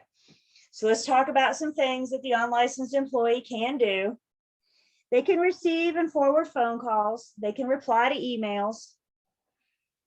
They can submit listings to the multiple listing services as long as the information we're entering was provided to them by their employing broker. Data entry only. They can secure copies of public records. They can put signs and lock boxes on the property. They can order and supervise maintenance. They can play courier. They can provide prospects with basic factual information about the property. So if they answer the phone and somebody wants to know what the price is of the listing, the list price, they can provide that. The general rule of thumb of number 7, if you can find it on, for example, Zillow, the unlicensed employee can answer that over the phone. So it's basic factual information on the property. They can schedule appointments. They can coordinate showings. They can communicate. They can schedule inspectors, coordinate those appointments. Everybody please note number 10. The unlicensed employee can show properties for rent. They cannot show properties for sale. Everybody see that? They can show properties for rent. They cannot show properties for sale. The unlicensed employee can fill in the blanks of offers, contracts, agency agreements, as long as the information they're entering was provided to them by their employing broker. Basically, their employing broker is handing them a piece of paper with the information on there and saying, here, fill in the blanks using this. They're not out negotiating. They're not out creating the terms. They're data entry only. They can manage a trust account. They can assist in assembling documents. And they can compute and distribute commission checks. There's a lot your unlicensed employees can do. Again, it's not uncommon to see unlicensed employees in your firms. Not uncommon at all. I was an unlicensed employee for the first 8 years of my real estate career. I did the trust account. I paid the agent's commission. I did data entry and MLS.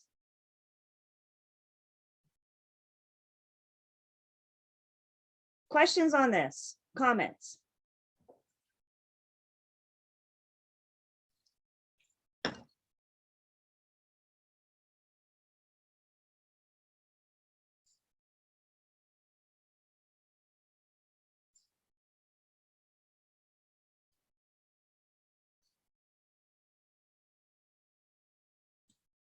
There are some that are exempt from needing a license.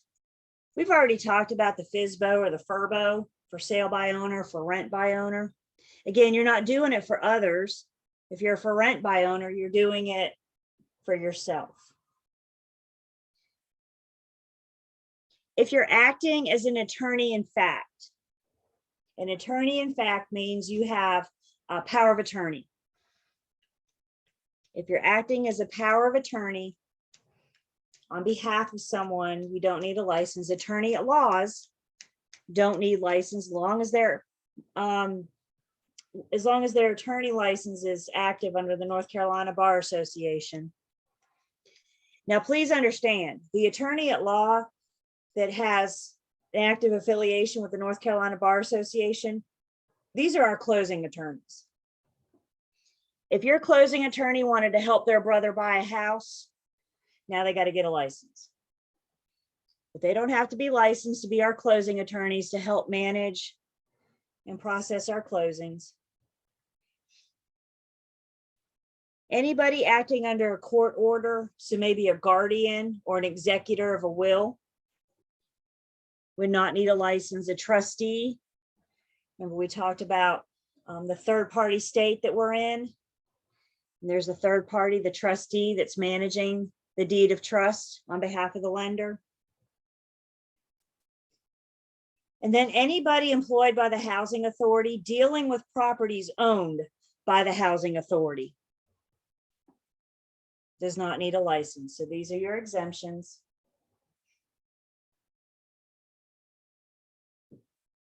Questions?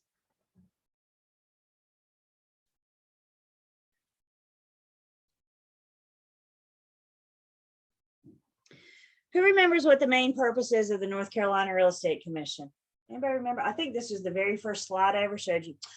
I'm starting to get a little weepy. The very first slide I ever showed you guys. Who remembers what the main purpose of the North Carolina Real Estate Commission is? That's right. Is to protect the public. Protect the public with what? With dealing with me and you. Dealing in real estate transactions. So their main purpose is to protect the public in dealings with real estate transactions.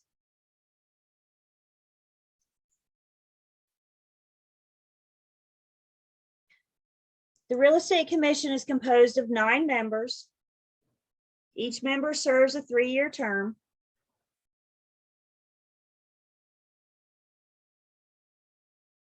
And of the 9 members, at least 3 are brokers.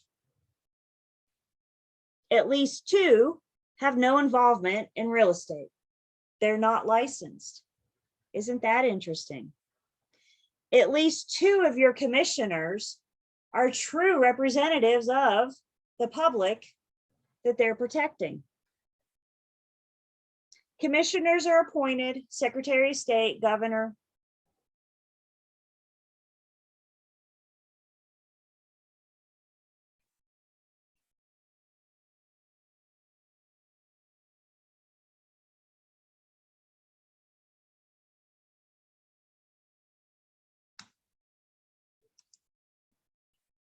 The Real Estate Commission is your governing licensing body. They regulate your license. They decide if you're worthy to ever get a license to begin with. How do they decide that? Well, step 1, you pass your tests. Step 2, you pass their character review. That's why you got to get a background check. That's why you have to submit an application. You need to make sure you're worthy to work with their public. They regulate your license. The Real Estate Commission is not going to fine you. They regulate your license. They're a licensing governing body. They provide education not just for brokers, not just for licensees, but also for the public. We've mentioned a couple times the North Carolina Real Estate Commission's website.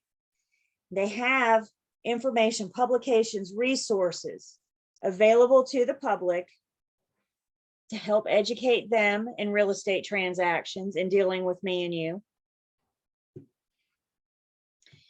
And again, they have the power to discipline your license. They're not going to fine you. There's only one time the Real Estate Commission can fine you. Who remembers what that one time is? One time you can get fined by the Real Estate Commission.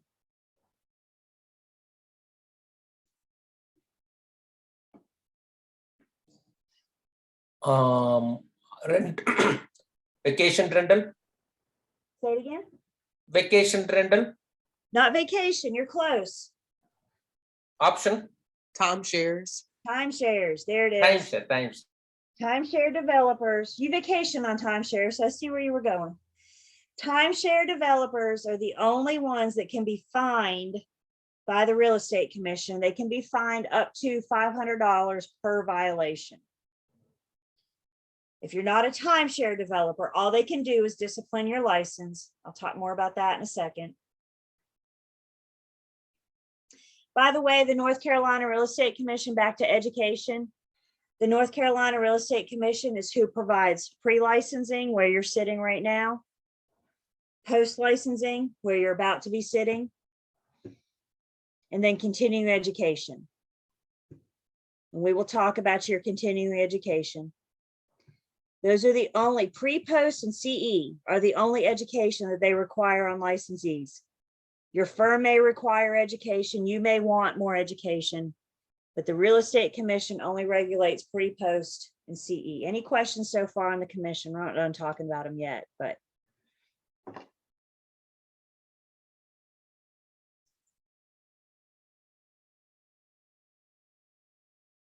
Okay.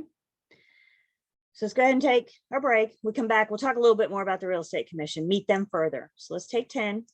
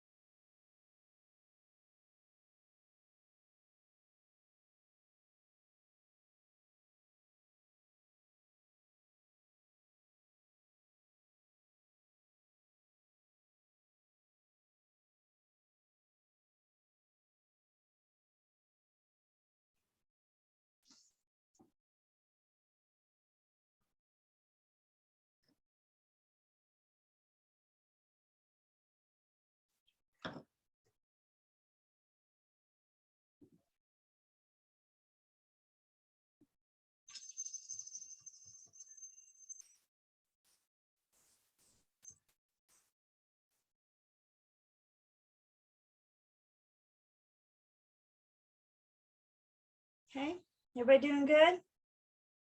Hanging in there with me? Few thumbs ups, thank you. A couple of you.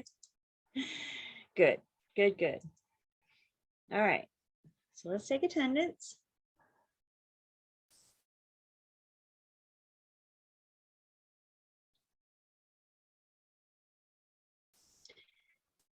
Let's talk a little bit more about our real estate commission.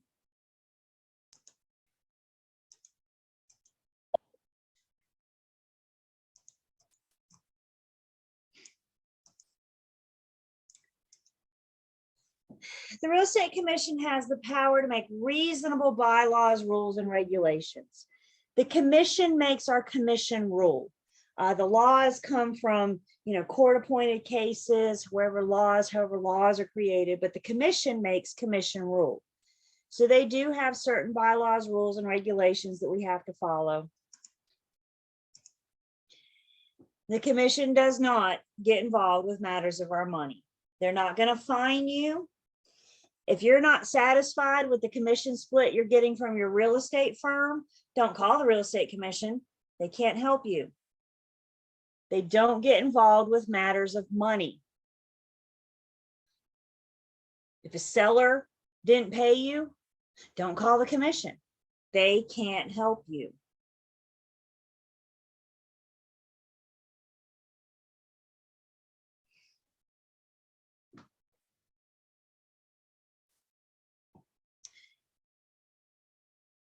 They have disciplinary authority. They can regulate, discipline our license. They may take action on their own, or they may take action with a complaint if a complaint is filed. So we talked about a little bit about the disciplinary action. You'll get the letter of inquiry. It's what we refer to as the brown envelope, but the brown envelope has a real name. Its real name is the letter of inquiry. If you're questioned, they'll send you the letter of inquiry. That's your opportunity to respond with your side of the story. Guys are not going to let you respond by picking up the phone and calling them. The only way to respond is with your documentation. So what do you document? Everything. Because if you ever get a brown envelope, your documentation is your out. Keep good records. When you respond to the letter of inquiry, if they need more information, they'll let you know.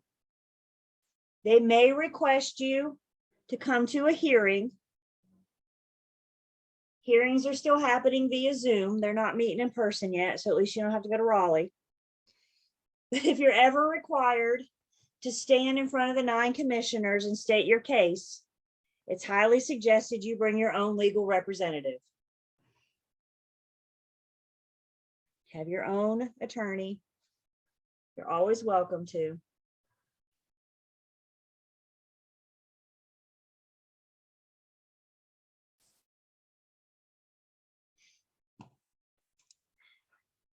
They can censor your license. They can reprimand your license. For both of these, just think of like a little slap on the wrist.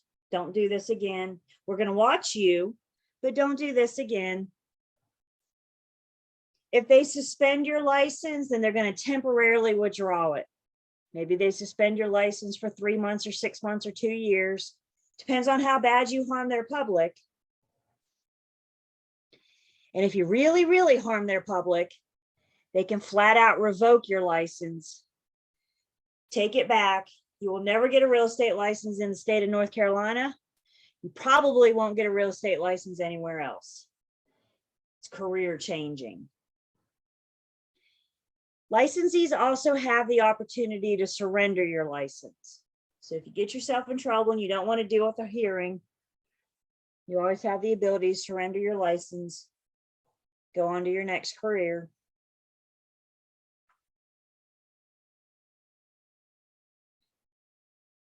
I really think this is what pre-licensing was designed for. Yes, I'm trying to get you guys through the state exam. Yes, that's why we're here. Pass my test, pass the state exam. But hopefully you're retaining some of these things that we're talking about too. Because I think the second fold of this, once you get your license, this is the information that's going to help keep you out of trouble. What we're talking about in this class, license law and specific and commission rule. We're trying to keep you out of this situation.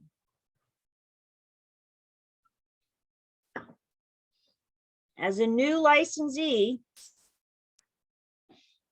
you will be held to license law and commission rule when selling, leasing, or buying for yourself. Once you're licensed, you're held to a higher standard.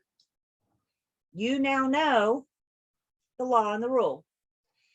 If you're selling a house and you're working with a buyer, we got to protect that buyer in the transaction because that buyer is the public.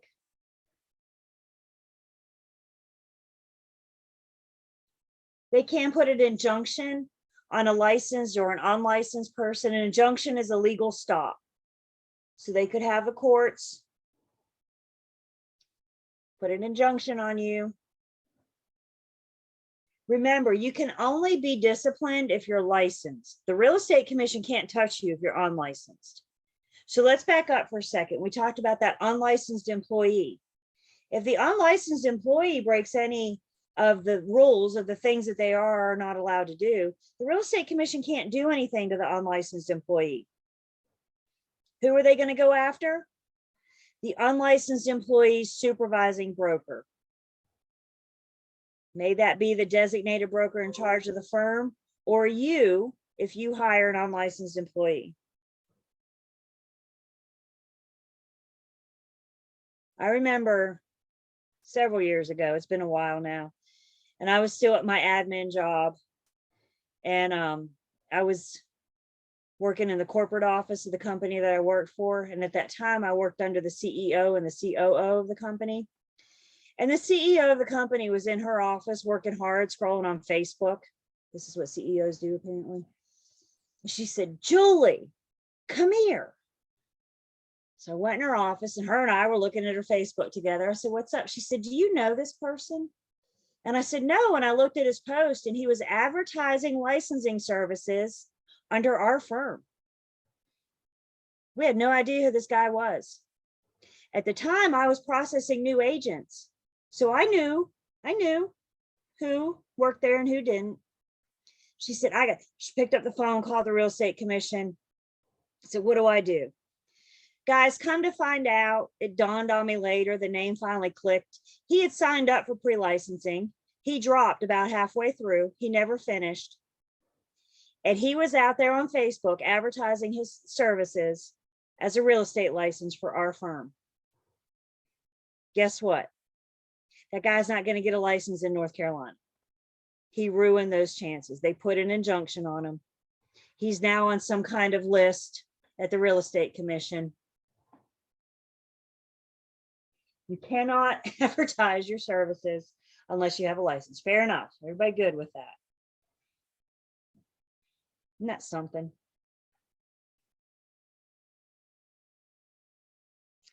Any violation of license law or commission rule can also be persecuted in a court of law. So keep in mind, if you injure the buyer or the seller, if you injure a member of the public, the real estate commission can regulate your license, but don't forget that member of the public can also hire an attorney and sue you. So while the real estate commission doesn't get involved in matters of money, you can still be sued through the courts. I bet y'all just pay attention to license law and commission rule and you not put yourself in the situation to begin with. Fair enough? Everybody good with that? Was hoping to see some more enthusiasm without that. All right.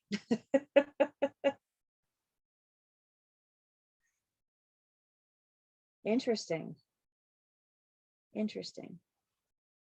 Questions on our real estate commission?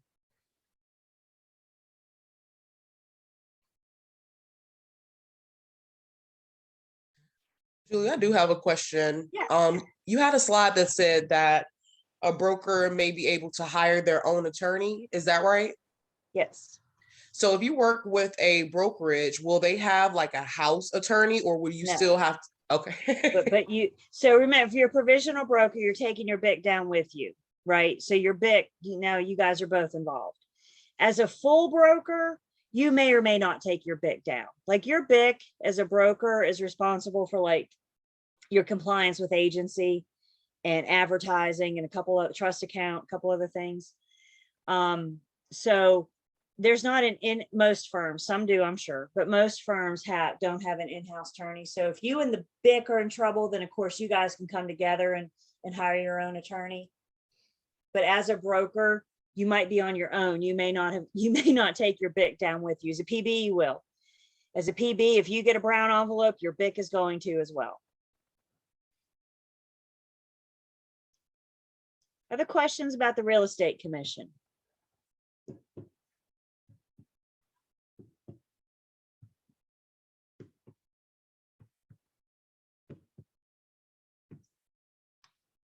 Starting on page 710, we talk about material facts. We also talked about material facts in unit 7. If I'm mentioning twice now, should that tell you about material facts? Maybe important, yes. We talked about some things that are considered material facts. Page 710, facts about the property itself, structural issues, leaking roof, flooding basement, electrical problems. Material facts are facts relating directly to the property, proposed zoning amendment, road widening project. We said material facts are facts relating directly to the ability of the agent's principal to complete the transaction. Buyer doesn't get loan approval. You have to share that with the seller. Seller goes into bankruptcy or foreclosure while you're under contract. That's a material fact that has to be shared with the buyer.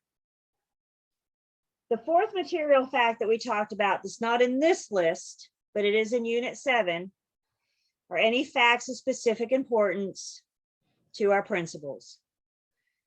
So remember my very simple philosophy. If it's important to my buyer, then it's important to me. If it's important to my seller, then it is important to me.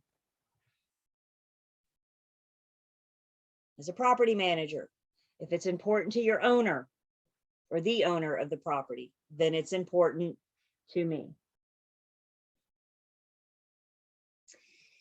And then we mentioned things that are not material facts in North Carolina. Stigmatized properties are not a material fact. Presence of convicted sex offenders nearby is not a material fact.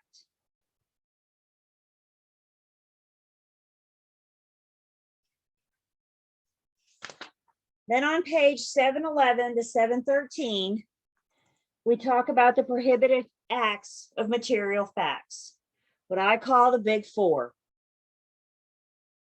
Misrepresentation or omission. Misrepresentation, you open your mouth and a lie falls out. Or you send a text or an email or advertising. You somehow communicated false information. It's a lie. If you omitted a material fact, you kept your mouth shut. You did not text it or email it or put it in your advertising or disclose it. If you see this on a test, A, B, C, or D, you're looking at your test answers right there. Y'all don't say I never gave you anything. There's A, B, C, or D right there in front of you. They're going to give you a scenario. You're going to have to decide A, B, C, or D. If I were you guys, I would first determine if it was a misrepresentation or an omission. And then once you determine that, go back through the problem and determine if it was done intentionally or unintentionally. Remember, we talked about any negligent acts, negligent misrep or negligent omission. The Real Estate Commission is going to apply the reasonable standards test. The reasonable standards test is going to ask, would other brokers in the similar situation have done or not done this? So what I like, in addition to unit 7 with examples and explanation, pages 711, 712, and 713 gives you some other examples of the big 4. I think the examples are a lot easier to study than the definitions. So go through the examples, help yourself, familiarize yourself with the 4 prohibited acts of material facts. The big 4 are the prohibited acts of material facts. Either you lie about it or you don't disclose it. That's how you mishandle a material fact.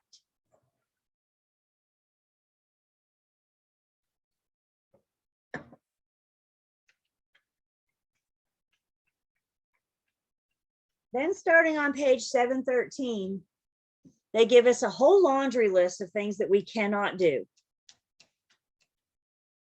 First thing we cannot do is make a false promise. I cannot make any false promises likely to influence, persuade, or induce others. And that does include through my advertising or communicating with other agents. If you make a promise to somebody, keep it. If you tell somebody you're going to do something, do it. If somebody asks you a question, you don't know the answer, you can say, I'm not sure about that. Let me get back to you. And that's a perfectly acceptable answer as long as you get back to them. Don't tell them you're going to get back to them if you don't get back to them. If you have no intentions of getting back to them, then just say, I don't know, and stop talking. Don't make promises you don't plan on keeping.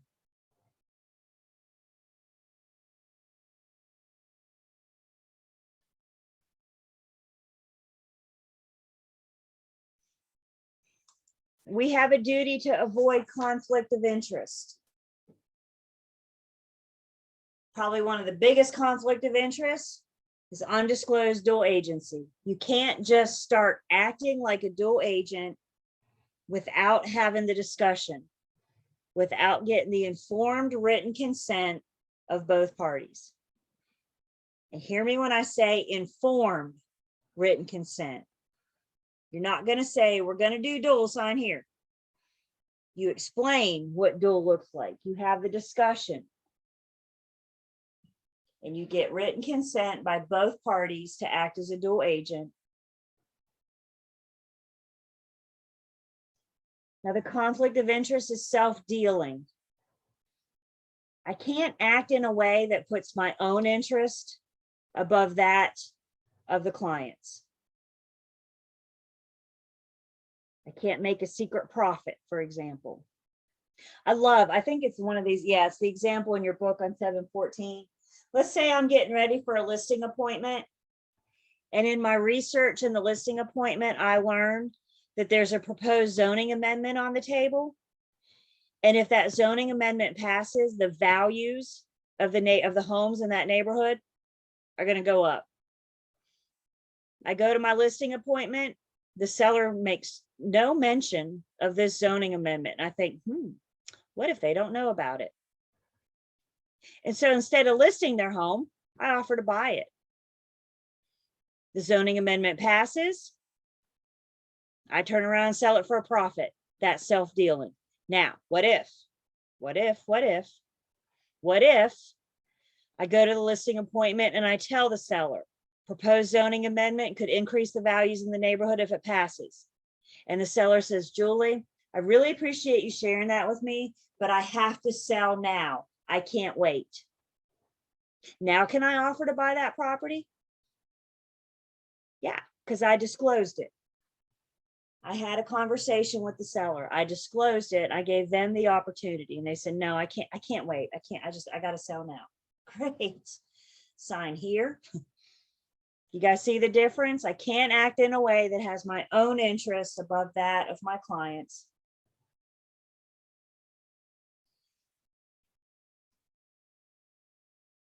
And then the other conflict of interest, I can't represent another broker without consent. Full brokers. Let's say, for example, I don't know about you guys, but my retirement plan involves somewhere with my toes in the sand. I don't know, somewhere down east, down at the coast. And it might be when I retire, I might have a place down at the beach and a place here in Winston-Salem. And even further, I might choose to hang my real estate license at both real estate firms, both Winston-Salem and Holden Beach.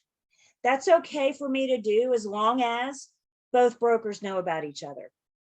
I can't be affiliated with two brokers, with two firms without consent. They've got to know about each other.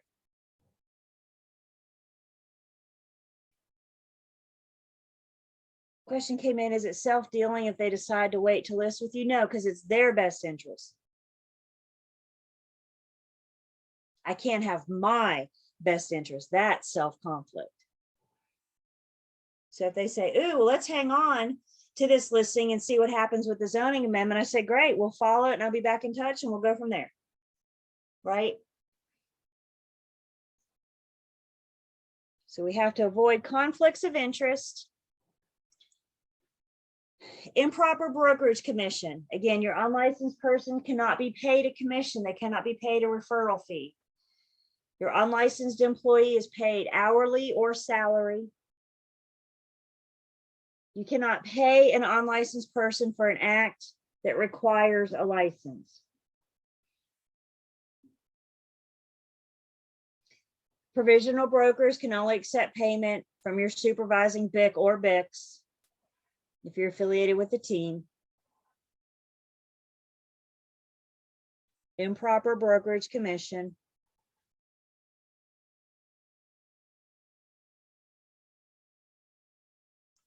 We can't act unworthy or incompetent.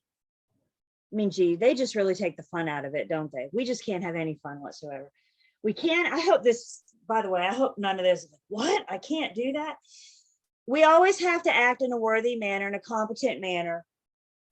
This could be anything from properly filling in the blanks of our agency agreements, our contract forms. Hear me when I say properly filling in the forms. When in doubt, find out. The resources and the tools are out there for you to find out. Don't just put something in a blank in a form and hope that it doesn't get caught. Call your broker in charge. Pull out your real estate manual. Utilize your resources to make sure you're acting worthy and competent. I have to perform my services, my real estate services under license law and commission rule. And I have a duty to my clients to ensure that their closing disclosures are accurate. To ensure that their final numbers that they're getting or giving are accurate.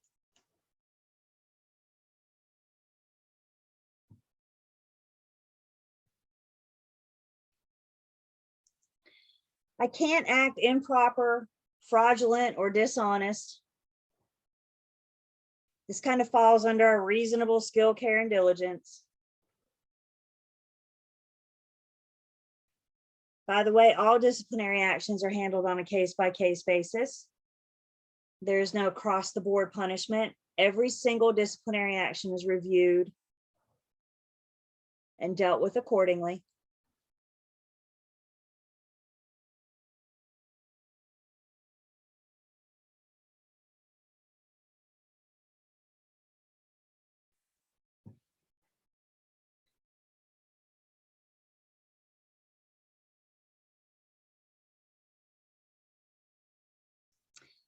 Discriminatory practices, any violation of state or federal fair housing will also be a violation of license law.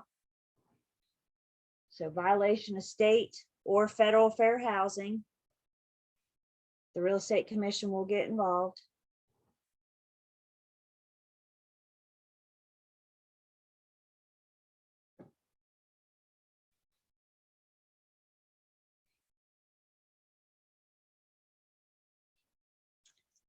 I can't practice law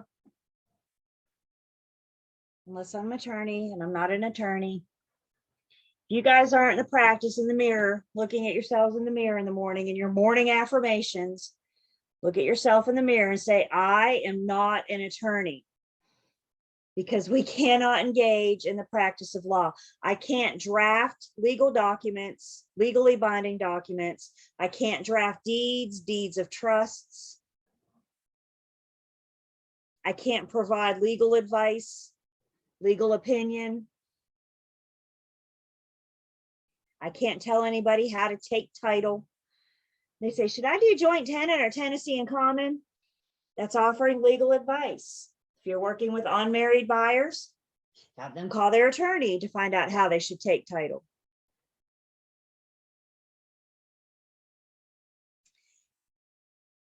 Guys, I think agents get themselves in trouble with this. I think it's innocent. I really do.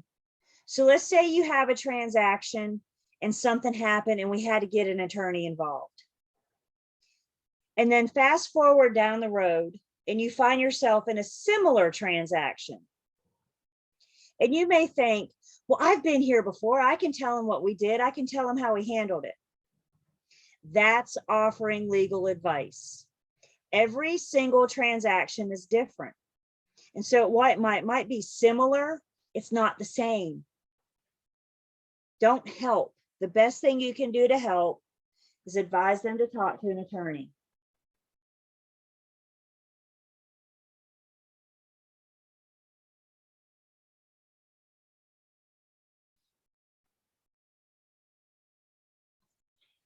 Page 716, it talks about violating any commission rule. This is kind of the catch-all. Again, all of Appendix A is your license, law, and commission rule.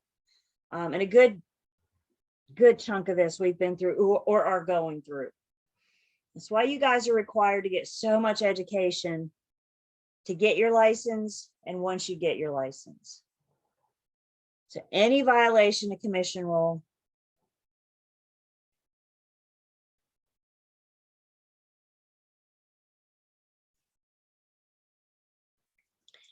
and then there's this category of other. Y'all don't lie on your application to get your real estate license. Don't lie on that application. They find out about it, you will lose your license. Don't know how, doesn't matter how they find out about it. A couple years in Greensboro, there was a gentleman, lost his license. They found out that he lied on his application. How did they find out, you ask? Because his ex-girlfriend reported him. Y'all be careful. Just don't lie. Dang, right? Conviction of misdemeanors or felonies once you're licensed have to be reported to the Real Estate Commission. We will talk more about that in just a bit. So, you do your background check to get your license. Once you're licensed, you're not off the hook. If you're convicted of a misdemeanor or felony, once you're licensed, you have to report that to the commission. Again, we'll talk more about that. If not tonight, we'll probably get to that tomorrow. Any wrongdoings of your unlicensed employee, you will be held responsible. The employing broker will be held responsible. And then disciplinary action from another professional license. Anybody have another professional license? I'm not talking about your driver's license. A professional license, maybe a CPA, nursing license. If you have another professional license and you get yourself in trouble with that licensing board, you have to report it to the Real Estate Commission. Again, we'll talk more about that when we talk about convicted of misdemeanors or felonies. Questions on it's like a laundry list of things that we can't do. Any questions?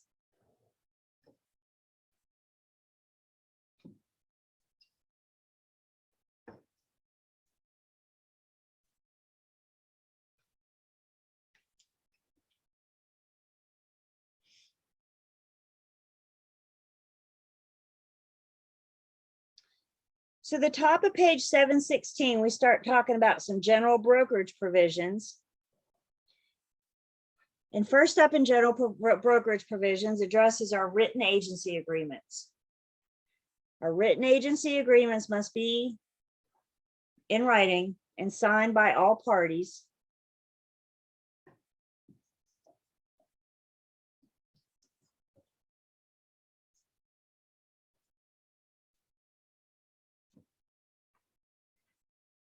sellers and lessors, owners in a property management situation, I cannot perform a single service without getting our agency agreement in writing and signed from the onset. I can't do a single thing for an owner of a property without having a signed written agency agreement.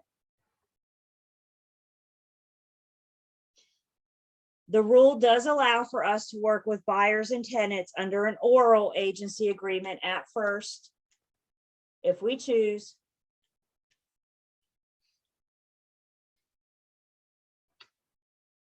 The rule says with our oral agency agreements that we must reduce those to writing at the time I'm ready to present an offer. I cannot present an offer on behalf of a client without first reducing that agency agreement to writing.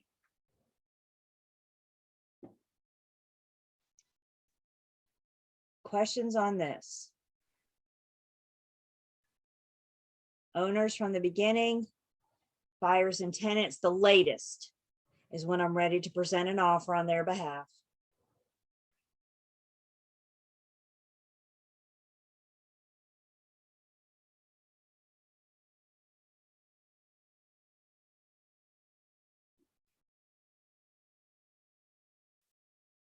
Yeah.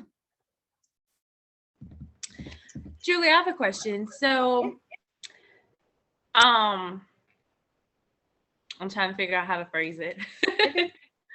So I'm a property manager, and I had a question regarding the underlying of the actual owner of the apartment complex does not have to have a real estate license because he has a property management company who actually manages everything. So is that the big who will take the fall for anything that happens? The property manager, yep. Whomever the property manager is, they're going to be the ones, like you said, will take the fall if anything happens. So the property management firm, right, has one property manager, and they may have provisional brokers, they may have unlicensed employees. It's not uncommon to see unlicensed employees when you walk into a property management's office. But yeah, the property manager, that's a good point. Kind of think of them as the BIC, as their oversee the day-to-day operations. Yep.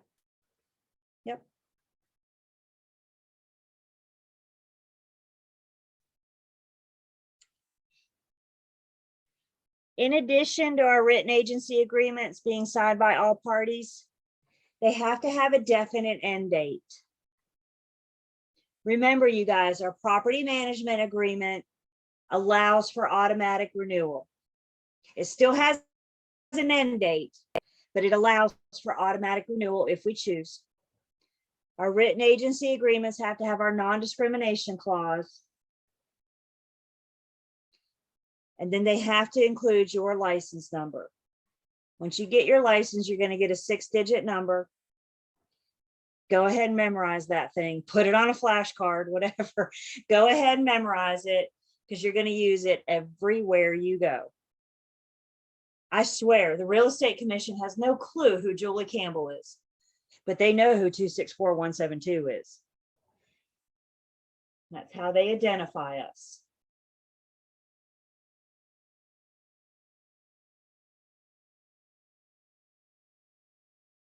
So remember, we just said our oral buyer agency agreement has to be reduced to writing at the time that we're ready to present the offer. Everybody good with that? You guys remember talking about that in 7 and 8, units 7 and 8? So what if I'm ready to present an offer on behalf of a buyer, oral buyer client, and they refuse to sign? I cannot present for the buyer as a buyer's agent without agency in writing. If they say, nope, I'm not going to sign that,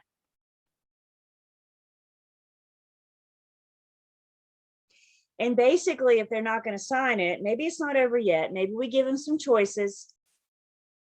Maybe we try to convince them to create a buyer agency agreement for just that one property. Maybe we enter into a written buyer agency agreement for 123 Main Street. If it works out, I'll be your client. If not, hopefully I've gained some trust and you'll allow me to go on, help you find the next property. Our other option is to switch them from being a client to a customer. We can switch from being a buyer's agent to a seller subagent, but that's not advised. Because if I switch them, if you were my client and now you're my customer, now I owe all the duties to the seller, right? Because the buyer is just my customer now. And before we do that, we have to fully advise the buyer of what I know about them, of what I would be required to share with the seller.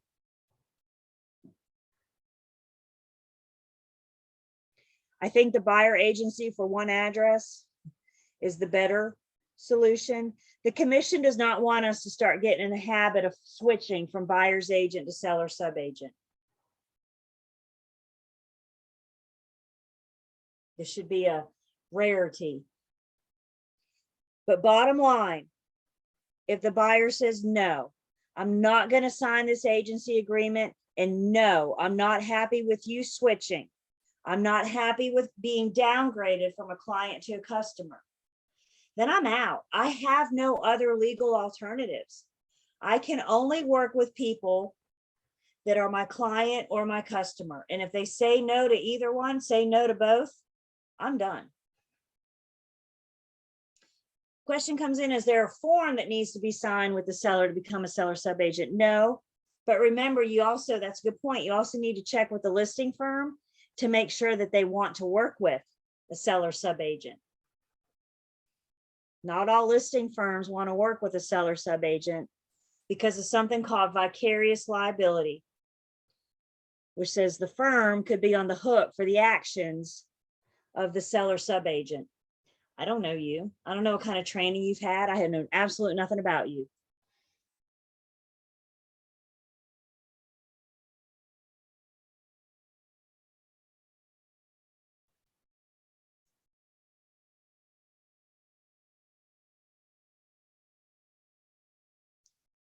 Of course, if you're having this conversation with your buyer, you're going to go home. If you're having it face to face, you're going to go home and follow it up with an email. Yeah, everybody say yes. Because what do we document? Everything. So any conversation of substance you have face to face, go home and follow it up with an email talking about per our conversation.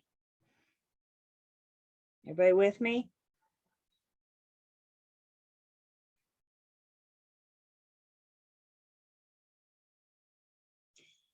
Another general brokerage activity is our agency disclosure, or working with real estate agents. This applies to all sales transactions. Does it apply to lease transactions? Does it apply to property management? No, it only applies to sales transactions. Everybody see that? Sales only, not lease.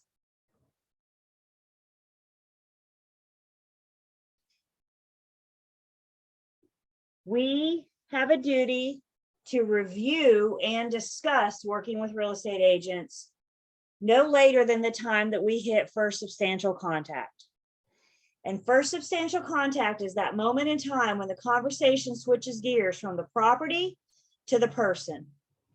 I can't ask a lot of questions. How much are you willing to offer? How much do you want to list your house for?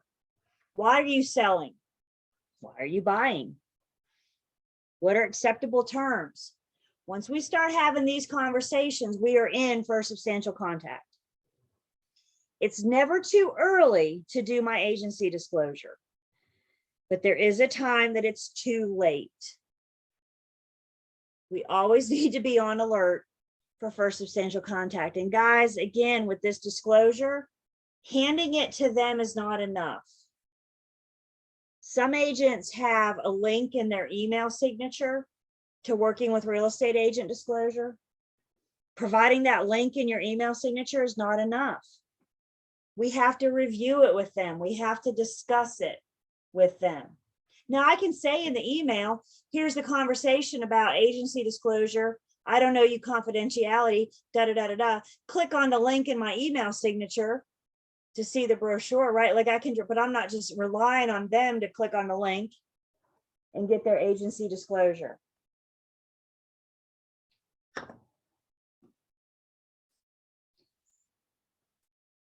Disclosure of agency status by sellers, agents, and subagents to prospective buyers happens no later than first substantial contact. I owe that to the prospective buyer to let them know I represent the seller. What you share with me, I have to share with them. I don't owe you confidentiality until you enter into an agency agreement with me.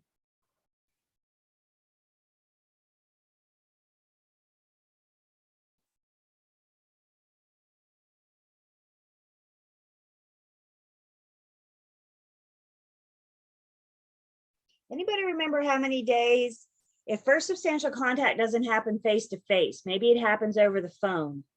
How many days do I have to provide the disclosure? You can show me. Yep. You guys are good. 3 days. If first substantial contact doesn't happen face to face, if it happens over the phone or maybe an email or an inquiry on my website, I still explain it. I can talk about it over the phone. Yes, I can reply in an email, but I still have to provide the disclosure within 3 days. Disclosure of agency status by a buyer's agent to sellers or sellers agents. This happens at initial contact. The difference in first substantial contact and initial contact. First substantial contact is that point in time when the conversation switches gears from the property to the people. Initial contact is, hi, my name is Julie Campbell, and I'm working with a buyer that's interested in your property. As soon as I introduce myself, I followed it with, I'm working with a buyer. If it happens over the phone, if it happens on the email. If I'm scheduling an appointment, we use a centralized showing system. I go through showing time to schedule an appointment. I have to check a box telling my status. Am I scheduling this appointment as a buyer's agent or a seller subagent? And when the seller and the listing agent get the showing request, it says, Julie Campbell, comma, buyer's agent, comma, wants to see your house tomorrow at 2 o'clock. That status is disclosed at initial contact.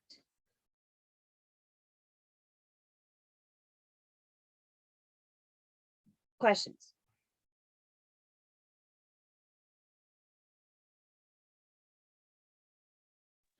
Julie, what is the difference? You mentioned that disclosure required at initial contact.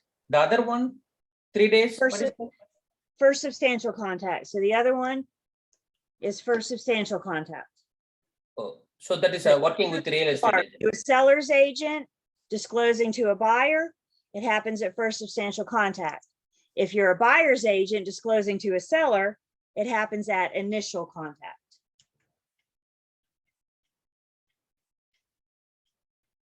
And you guys can see this, and I think you should. Where are we? 7:17, 7:18. Why does that say 7:13? I don't know. 7:17 and 7:18. That's where we are.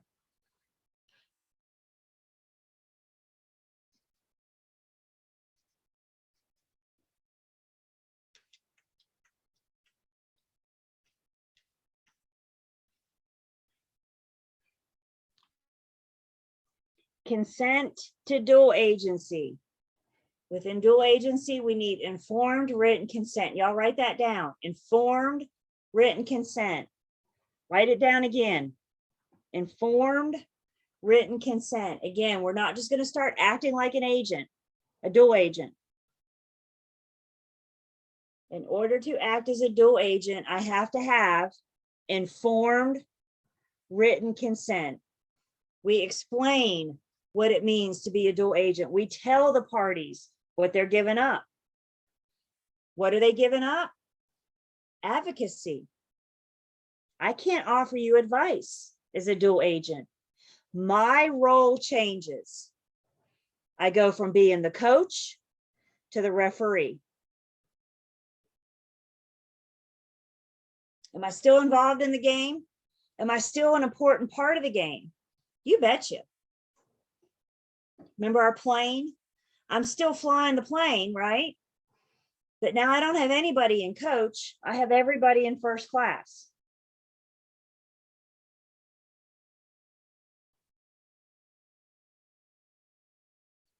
Dual agency can be oral at first for buyer or tenant, but buyer.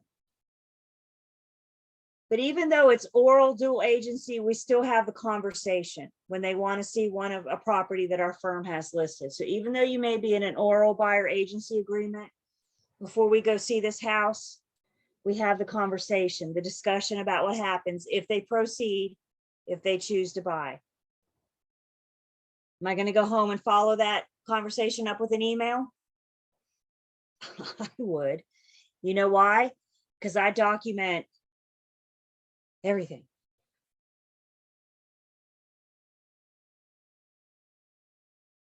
I was so happy when cloud storage came about, like file cabinets and all that mess.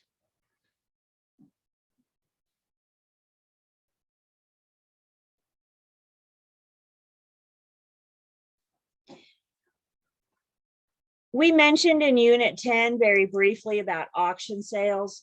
Guys, remember, put auction sales in a different category all by itself. When we talk about residential sales, don't worry about auction sales unless you're specifically asked about auction sales.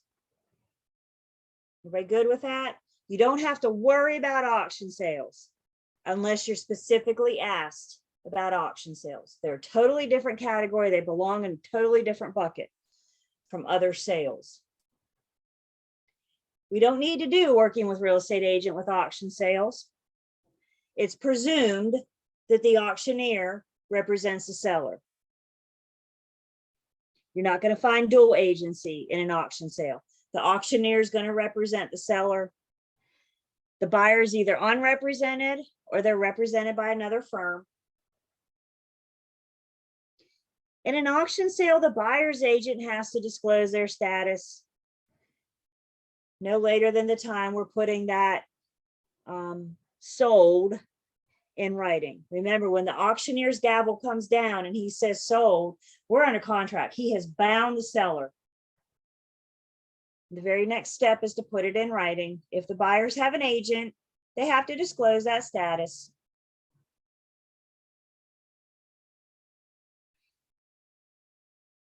Again, pretend auctions don't exist unless you're specifically asked on your tests about auctions.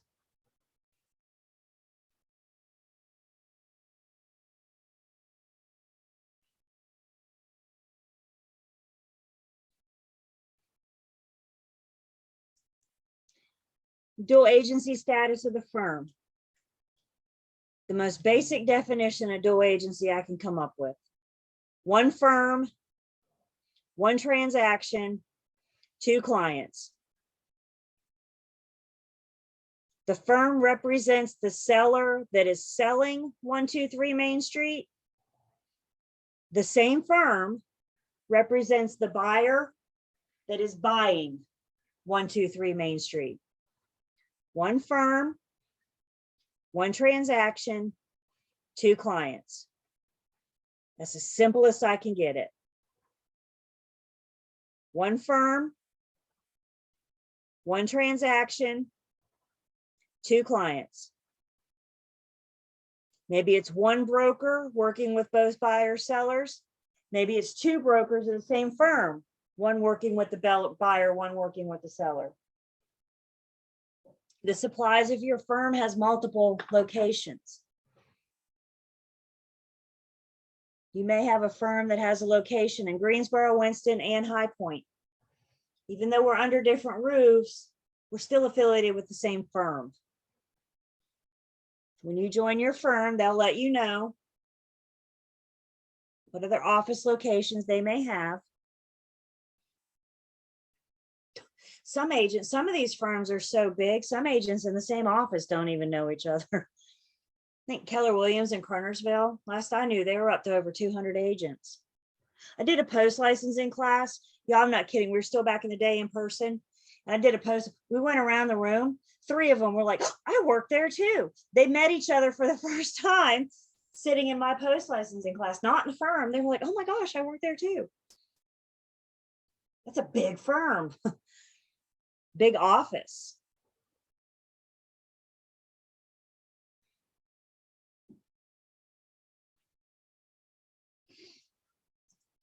Designated dual agency is a form of dual agency.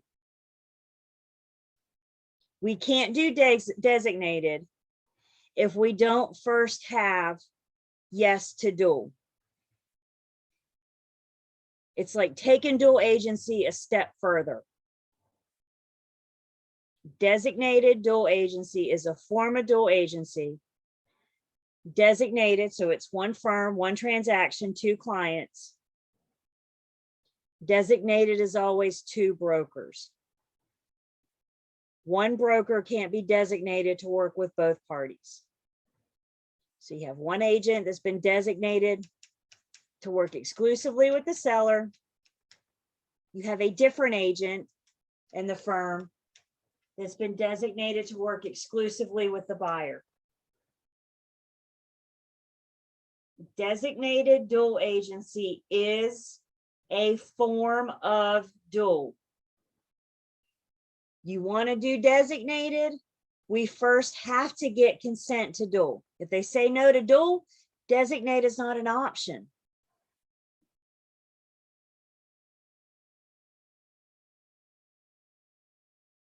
There's 2 big caveats to designated. You can't be designated if you have prior confidential information about the other side. And the problem topic in Unit 7, the provisional broker and the broker in charge, the designated broker in charge, cannot be designated opposite of each other. Do your head one way or another. Can PB and BIC be in dual together? Can they be dual agents? They can be dual. Yes, they can be dual. They cannot be designated. Yes to dual, no to designated. Problem topic all day long. Any other relationship can be designated as long as they don't have prior confidential information about the other side prior to designation.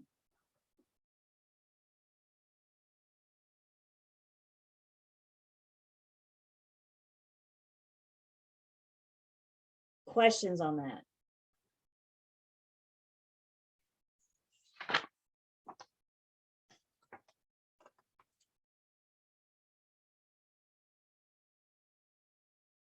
Last thing I'm going to say tonight.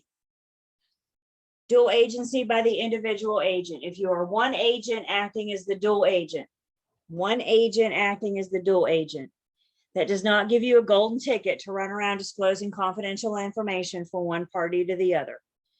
If you're a dual agent in the transaction, you still keep the seller's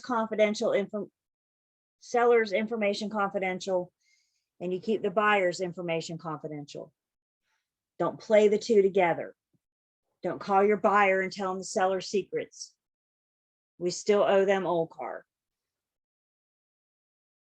So if you're one agent in dual, you still owe those parties confidentiality. I like this section in license law and commission rule. I think it serves as a good review. I know we didn't spend as much time with it in license law and commission rules, what we did in unit 7 and 8. But everything we've said tonight in this section, we've already talked about. So I do think it serves as a good review. I hope it means something to you guys if we're talking about it twice. I hope it means something to you if we're talking about it both in unit 7 and 8 and in license law and commission rule. Does it mean something to you? Good. Good. So we're going to wrap up here for tonight. If I don't have any questions, I'm happy to stay around and answer any questions if you guys like. We come back tomorrow. We're going to pick back up on page 719. We keep going through license law and commission rule. Remember, I gave you guys a couple links earlier tonight. I gave you the link for Jane's cram course on Saturday, and I gave you the link to access Ann's call on Thursday. Don't come on my Zoom call on Thursday. Go to Ann. I'll do that again tomorrow. So everybody make sure that you have it. I don't know yet that I have everybody here tonight, so I need to obviously check and make sure we have everybody. But I'll remind you again Julie, tomorrow. what time does the cram course start on Saturday? It's 9 to 1. So you should have Nancy's. You're going to want Nancy's Learn Test Pass. So get with Nancy on that. Okay. 8:30. I'm done. You guys have a good night. I will see everybody tomorrow.